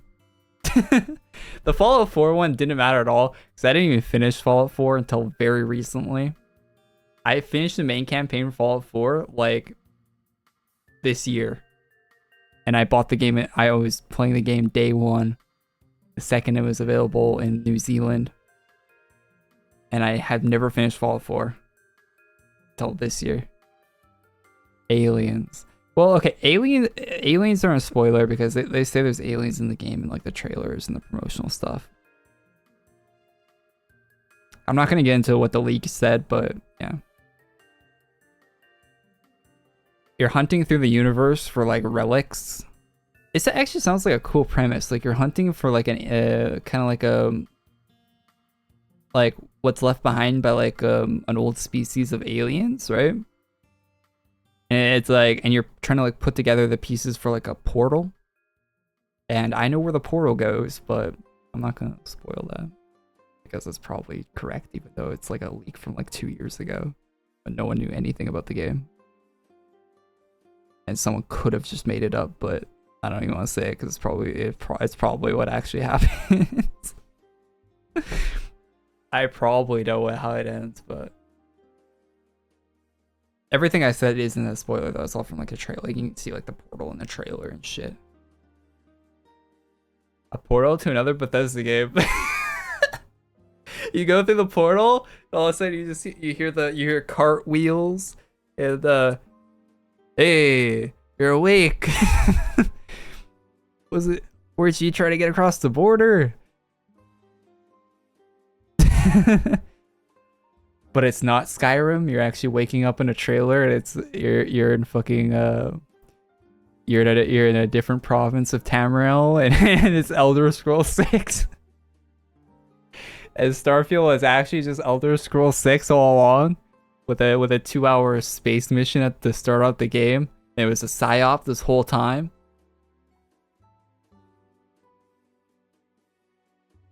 They've actually been working on Elder Scrolls 6 this whole time. Starfield was just a fake game to cover up the fact they're working on Elder Scrolls 6. And you play like 2 hours of space mission, kind of like the intro to Fallout 4. And then when you go through the portal, you're just playing. Imagine they did that. Imagine that company did that. They like completely advertised a different game. You start playing it, it's like a full-fledged fantasy RPG in your space game. That's just completely not what anyone that bought the game wants. Imagine if that actually happened. How like I would love to see the reactions to people. Like they don't send out review copies to anyone. Somehow it doesn't leak. Everyone starts playing it on release day. They make like no physical copies of it so it doesn't leak.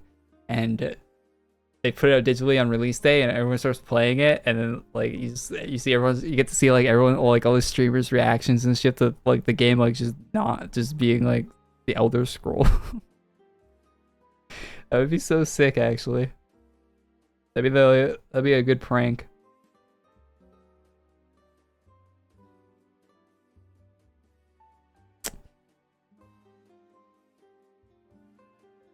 Starfield is Skyrim too. Man, I'm just gonna be so happy to have a new Bethesda game, man.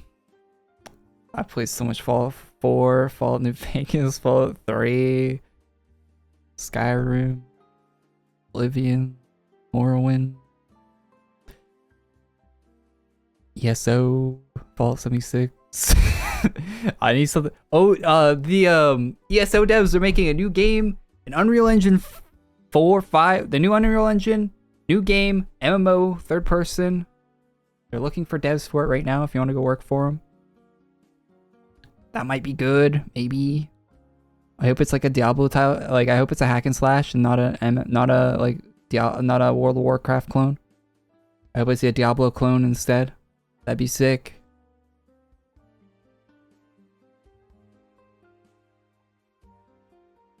ES6 is next.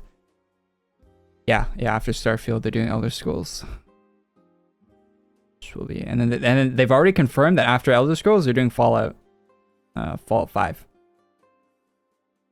Bethesda's like they know what they're doing. That they're on track. They know what they're doing, which is good, I guess. So yeah, it's gonna go Elder Scrolls 6, Fallout. So when I'm like 40, I'll get to play Fallout 5. I say that jokingly, but doing the math, it might be close. When's that Obsidian game coming out? Avowed? Outer Worlds 2? Obsidian is such a weird company with how they function. They're working on Avowed, which is a fantasy RPG. They're working on the Outer Worlds 2, which is, you know, their space RPG thing. The Outer Worlds 2 is going to be sick. It's going to be sick. I've been watching the Tim Kaine videos recently. He's one of the main guys at what was the Interplay? Created Fallout. Worked at Obsidian. He didn't work on New Vegas, but he worked on Fallout 1 and Fallout 2. Worked on Vampire the Masquerade Bloodlines. Worked on, and is working at Obsidian right now on the Outer Worlds 2 with a bunch of other like Fallout devs. And they said that they took a lot of those things from the Outer Worlds 1 that people didn't like, and they're gonna change them. He basically said they're going to make Outer Worlds 2 more like New Vegas than Outer Worlds 1 is what he basically said. So that might be actually good, because Outer Worlds 1 was kind of all right. We don't know when Avowed's coming out, but they're probably going to be showing it. I think it was in like the teaser videos for the upcoming thing they're doing on next week on Sunday. The Xbox showcase they're doing. It was in like the video clips they showed for the tease the event. So we'll probably get Avowed information because we don't know anything about it, right? We've only seen like the animation, the Witcher animation. We've only seen like that. Like we've seen nothing about the game. Guy holding the sword. But yeah, they're working on that and Outer Worlds 2 right now. Obsidian. And it's very likely that Obsidian is going to be working on Fallout after Outer Worlds 2 ships. It's very likely.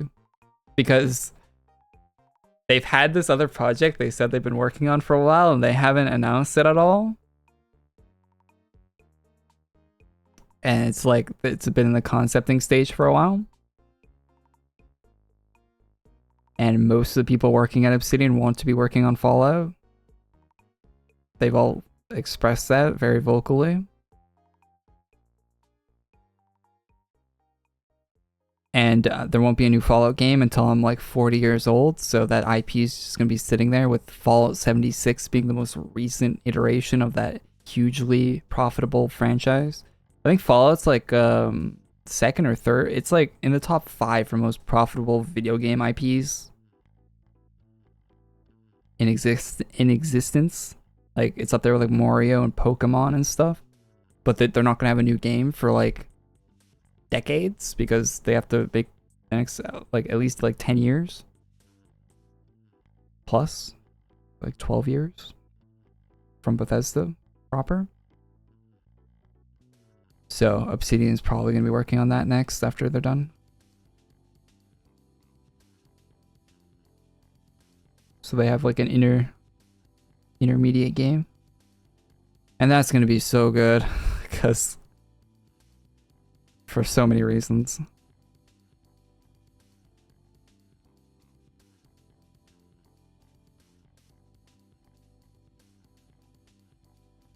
I could talk about that for actually like days.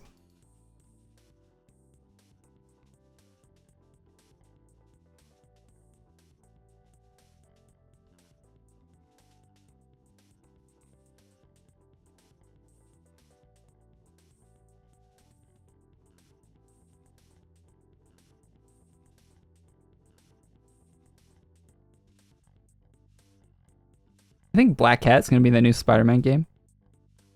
I'm not buying it if she's not.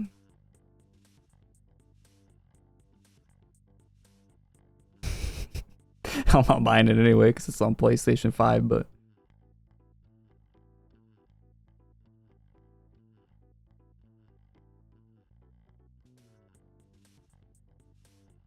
no Black Cat, no buy. Scrap Fallout 5 and make Elder Scrolls 76 Type B. That's basically what ESO is, right? ESO is better than Fallout 76 in a lot of ways. I know that because in those communities they compare them. Because they're not made by the same dev team, but they're very much like sister games, right? Both like MMOs of single player games. It's not Elder Scrolls. Yeah, it's like WoW, but it's like a Elder Scrolls version of World of Warcraft, like every other MMO. Just so shit. I wish people would stop making World of Warcraft ads. Pog, you're a moderator. How the fuck do you see ads? That's so stupid. How does a moderator see ads? Twitch has got to make that ad revenue somehow, man.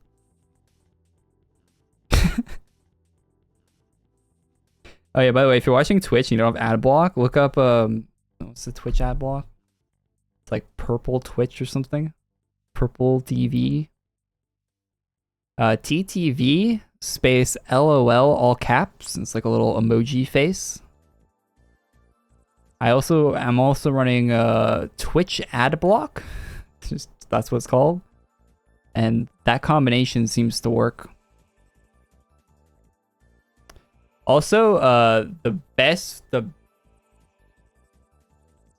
way to watch Twitch on PC is to run like an emulator like BlueStacks and then open up Twitch mod, like get the Twitch app and then install Twitch mod, which is the modification of the Twitch app that removes the ads from it. And that is the best way to watch Twitch on PC because PC Twitch with ad block, you'll still get ads because like they're like fighting the ad blockers. Twitch is, but with that with the mod thing for the Android app, it works like 100% of the time. So if you want to be real big brain about it and do that, that's like if you want to min max your ad blocking on Twitch, that's how you do it. I don't even do that though, but that is the best way to do it. My ad block works on Twitch. Mine works like 80%. Which one do you use?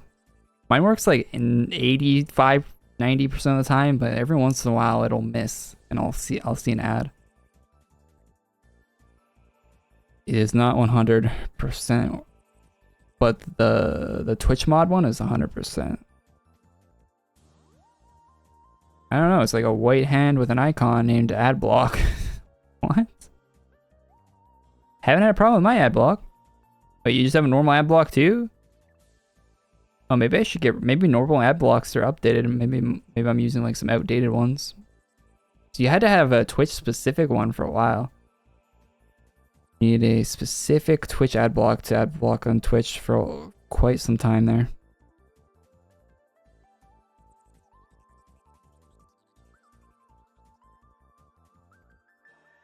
You see that Overwatch added another gay character to its roster? Pog. Every time any controversy happens for Blizzard, well, who's gay now?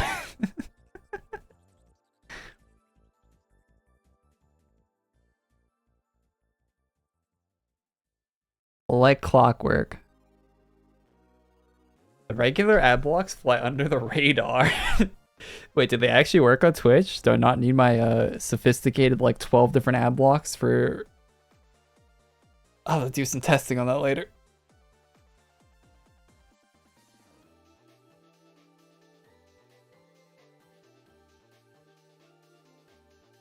I wanted to play PvE Overwatch. I was excited for it. Okay, I'll be honest. I wasn't that excited for PvE Overwatch. Just gonna be honest. From what they show, from what was shown from the dev, it didn't look that great. From what they were showing, it looked like it would be all right. It didn't look crazy good or anything. Like, it didn't really have like a loot component or anything like that. What we're really missing out though is on like a dedicated single player Overwatch or like not single player, but a dedicated like not PvP Overwatch experience, like one that's more like storytelling, like more focused on the story. I just want that. Like, I would just want anything that's focused on the lore of that world and the story of those characters, and I just want that. Just anything that's that. TV show, movie, single player game, anything that's an Overwatch story. Like, I don't actually care if it's PvE or what. It could be PvP if it has more story in it. Like, just story. That universe is sick. People mad the game ain't getting updates and a bunch of Pride cosmetics. Yeah, I saw like they remade, like they like redid maps with like a bunch of like Pride flags all over the maps and like painted Pride stuff all over. I haven't played Overwatch in a little bit. I'm waiting for the new season to come out, but yeah, it looks like they like remade, like not remade, but like did a bunch of art updates on a map to like make the whole map like real gay. So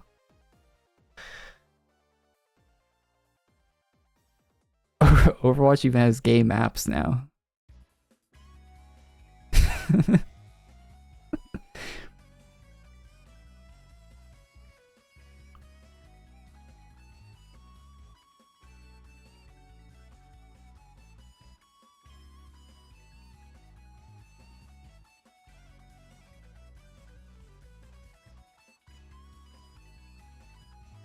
Overwatch does need updates though, like badly.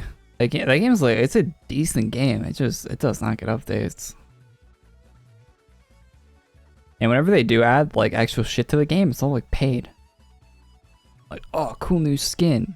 Oh, it's $30. Cool. Thanks, Blizzard. Oh, you want a new hero? Oh, it's in the battle pass now. You have to pay for the battle. Like, it's so dumb.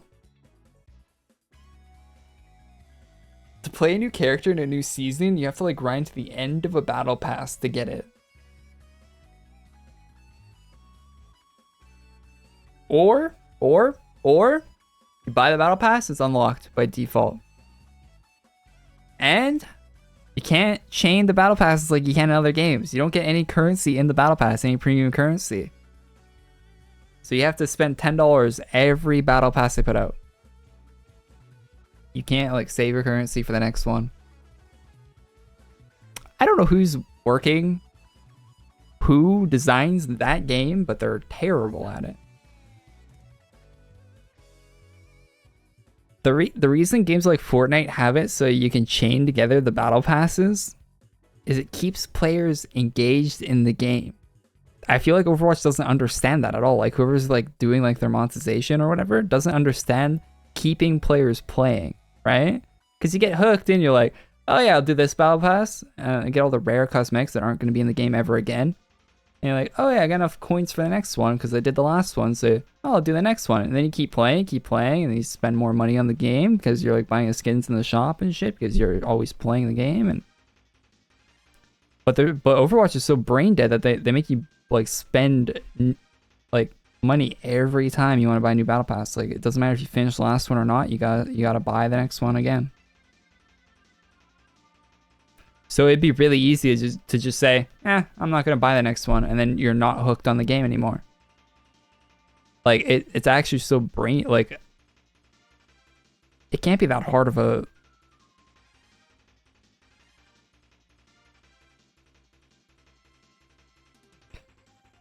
concept, because there's nothing else that keeps you hooked playing Overwatch. Like there's no like grinds in that game.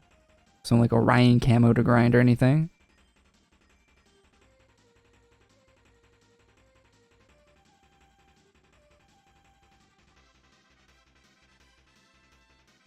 Can you even get skins when you play pay to win on the game? On Overwatch? You can buy skins in Overwatch, yeah. Minecraft devs? Isn't there a meme? Like, I see this meme on Twitter where it's like Minecraft devs when they have to do more than 30 seconds of work in a single month. And it's like them dying or whatever. Do Minecraft devs not update Minecraft? I haven't played Minecraft in like actually forever. Do they just not update the game? I feel like Minecraft doesn't need updates. That's just me. Like I feel like Minecraft's like it's kind of solid. Like I feel like Minecraft adds like so much stupid shit. Last time I played Minecraft, there was like granite. Like instead of just dirt and gravel, I was getting like all sorts of weird like nanorite or some shit. I thought my game was modded or something. Like it was so bad. I didn't know what was happening. I think Minecraft is better as a simple game. And I guess you can go play like old versions of Minecraft, right? Like nothing's stopping you from playing an older version, but feels like they're adding a bunch of like nonsense just to add nonsense to the game.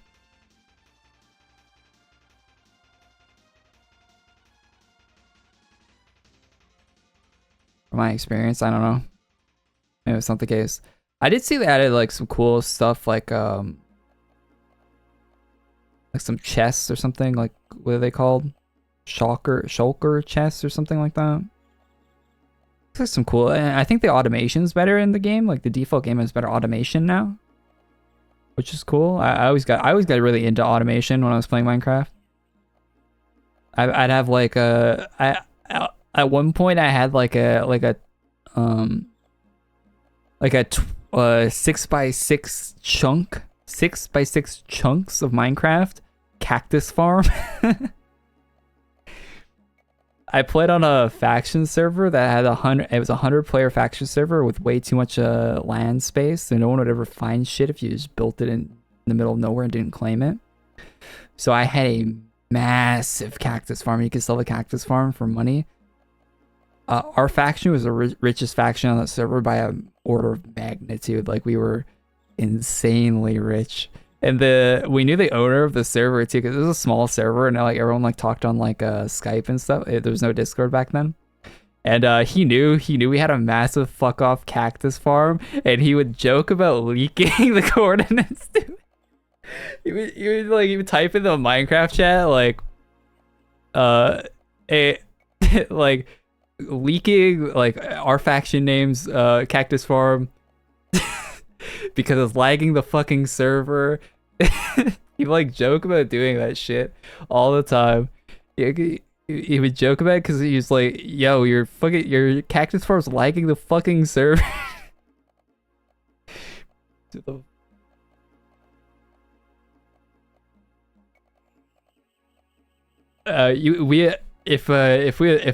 the server unloaded those chunks, everyone gained like so much performance and stuff like stutter. It was so bad. Eventually that server had a rule where you weren't allowed to build farms. Like you had to like limit it to like, I think like 2x2 chunks was as big as your farm was allowed to be.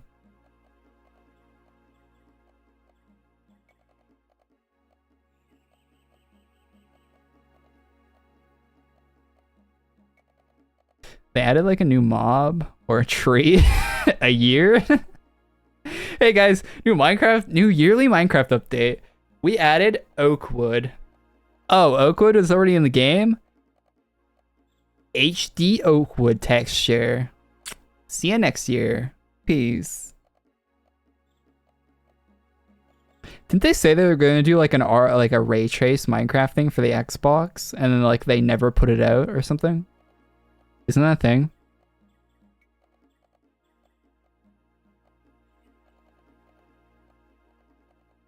Wait, don't they have a Sakura, or what are they called? Like the pink Japanese trees, Sakura or whatever? Sakura? What do they expect from a massive farm?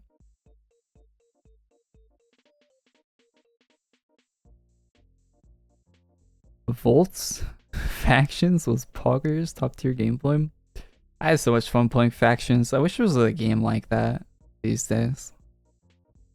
Like, I guess Rust is kind of like Factions, but Rust is not the same as the Minecraft Factions.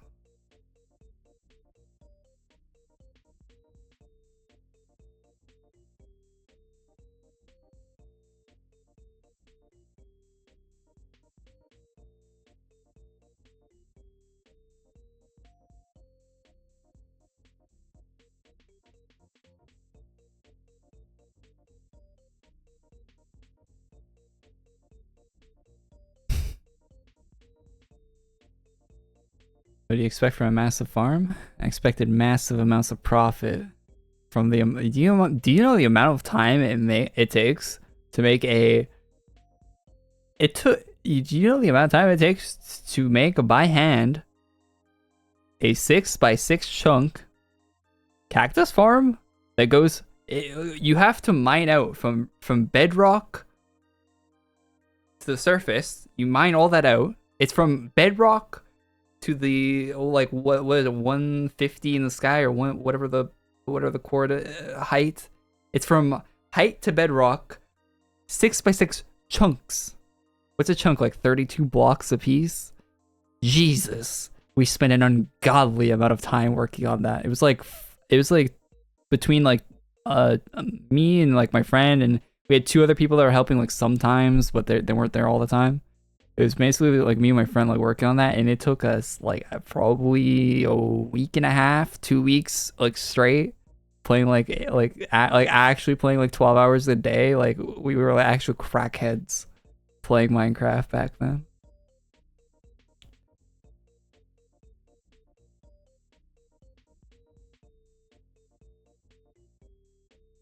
This was a mod pack. I never played mod pack Factions. The Factions servers I played on had like plugins on them, but it was basically vanilla. Like 1.5, 1.6. I can't remember which version. I think it was 1.5.2 was a lot of it. Like when hoppers just got added. Turrets and missiles, nukes, and chemical warfare.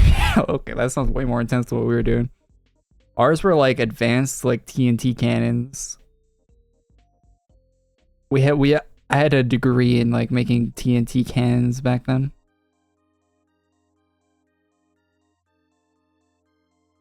Good times.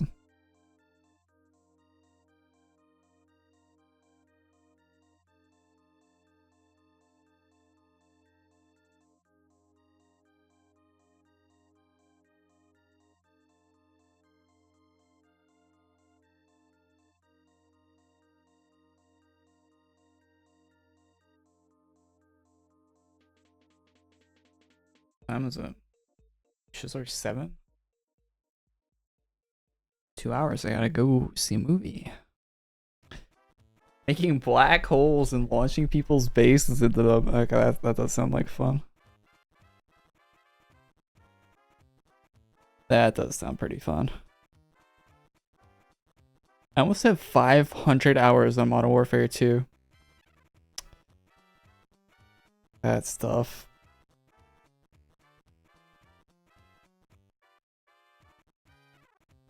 Can't wait to buy the DLC for it for $100.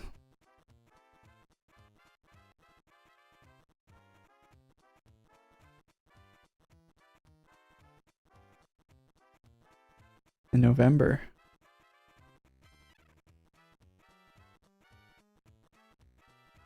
I can't wait till they make a COD where it just like keeps your progress and just keeps adding shit like COD Mobile. I cannot wait for that day.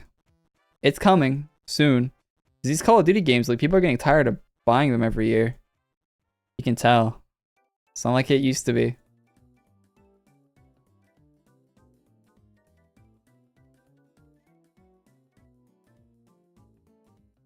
I might actually buy this Street Fighter game when it goes on sale. I'm gonna wishlist it.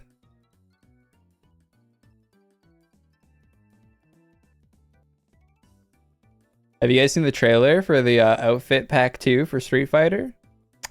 Would recommend. Good trailer.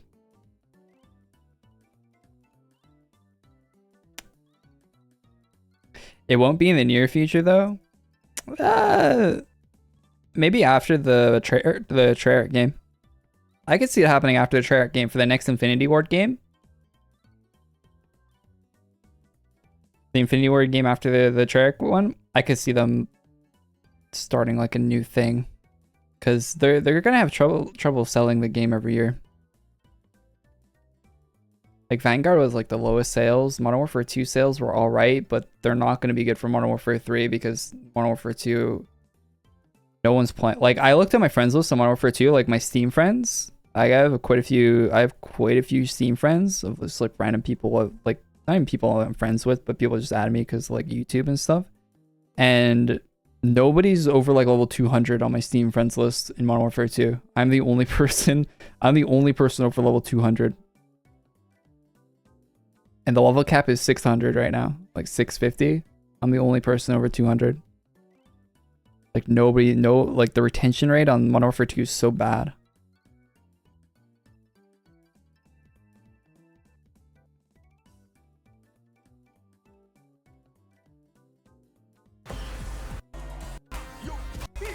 Beginning operation. Sorry.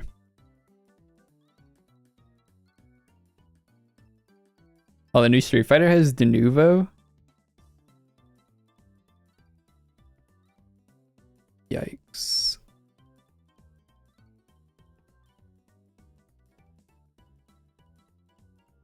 That might be a pass.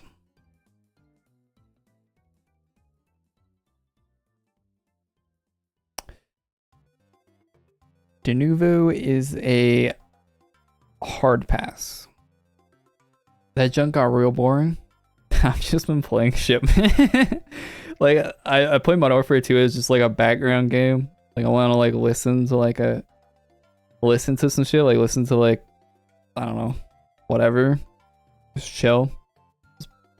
Just fucking start killing people in shipment.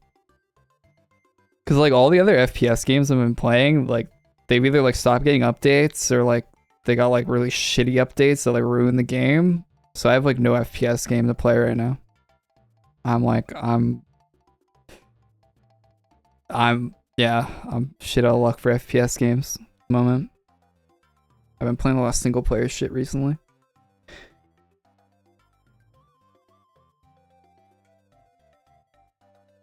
You see Fortnite at ranked? Next season they're actually gonna have like rewards for playing the ranked. Ranked no build. I played a few matches of it to see what it was like. That is the sweatiest Fortnite I've ever fucking played in my entire life. Holy shit. Oh. I haven't turned on my PC in like 3 weeks. Sounds like a good idea, to be honest. There ain't nothing good to be playing.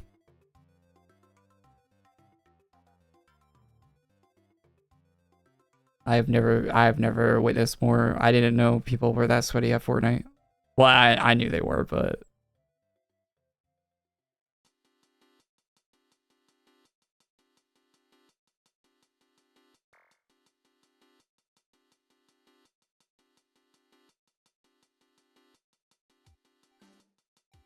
oh yeah, I played COD ranked too, and the Modern Warfare 2 added COD ranked. Holy fuck. Call of Duty is not a ranked game. I will continue to say that Call of Duty could not be a ranked game. And if they're going to do ranked, it needs to be like Black Ops 2. Black Ops 2 is the only Call of Duty game that actually made sense for ranked in 6v6. Well, for one, they make the ranked like 3v3 or 4v4 in a 6v6 game. So you're playing on big maps that have no players on them. So it's pretty boring. And then you're playing... There's only 2 guns you can use in the ranked mode. Everything else is locked in the Call of Duty ranked. 90% of the equipment's locked. Most of the perks are locked. Like, anything that's like fun in a Call of Duty game is just not allowed to be used in the ranked. It's so stupid. It's like you're not even playing Call of Duty at that point. Like, why is that Call of Duty ranked? Imagine you took Counter-Strike and you just took everything out of Counter-Strike, and then you're like, that's this Counter-Strike ranked. You're only allowed to use your knife and your pistol and nothing else. You're not allowed to buy armor. You're not allowed. You only have 3 teammates too. Only 3 teammates. You're not allowed to have 5 teammates or whatever normal Counter-Strike is. It's so stupid. They didn't want to balance anything. Yeah. Well, for Black Ops 2, right? Like the ranked what was ranked called in Black Ops 2? Like shit. I should know this. It was called League Play. It was everything. I remember one of the metas in League Play that people were using was sticking those riot shields in the ground in the top of like buildings, like sitting and like camping the windows and doorways and buildings with the riot shield. Like there'd be like a phalanx, like a Roman army worth of riot shields in a room, and you'd be like, and they'd have like trophy systems and like they had the whole setup in League Play. Like they were playing for keeps with all the equipment that they could possibly get their hands on, and that was cool. People have the MMS scanners that have they can see through the walls. Like people are like spamming C4. Like that shit was fun ranked, and it was ranked, and people were talking shit. And if you were using the riot shield strats, people will call you out on it, and it was good shit. Now in Call of Duty ranked, everyone uses the same 2 guns. They use the SCAR and the PP19, and every game's the exact same. Every game in ranked is the exact same. It's so boring. Like it's excruciatingly boring. I don't get anyone plays it. It's like the same maps. It's like, and like you can't even play all the maps in ranked. It was only 4 maps you can play, and there's only like 3 game modes, and one of the game modes is search and destroy. It's so bad. I've never seen a rank so boring in my life.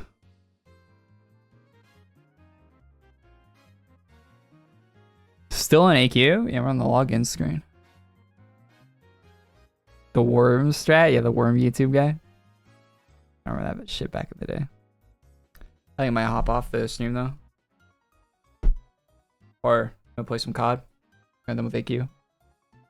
Alright. Goodbye recording for AQ Worlds. Like the video. Bye-bye.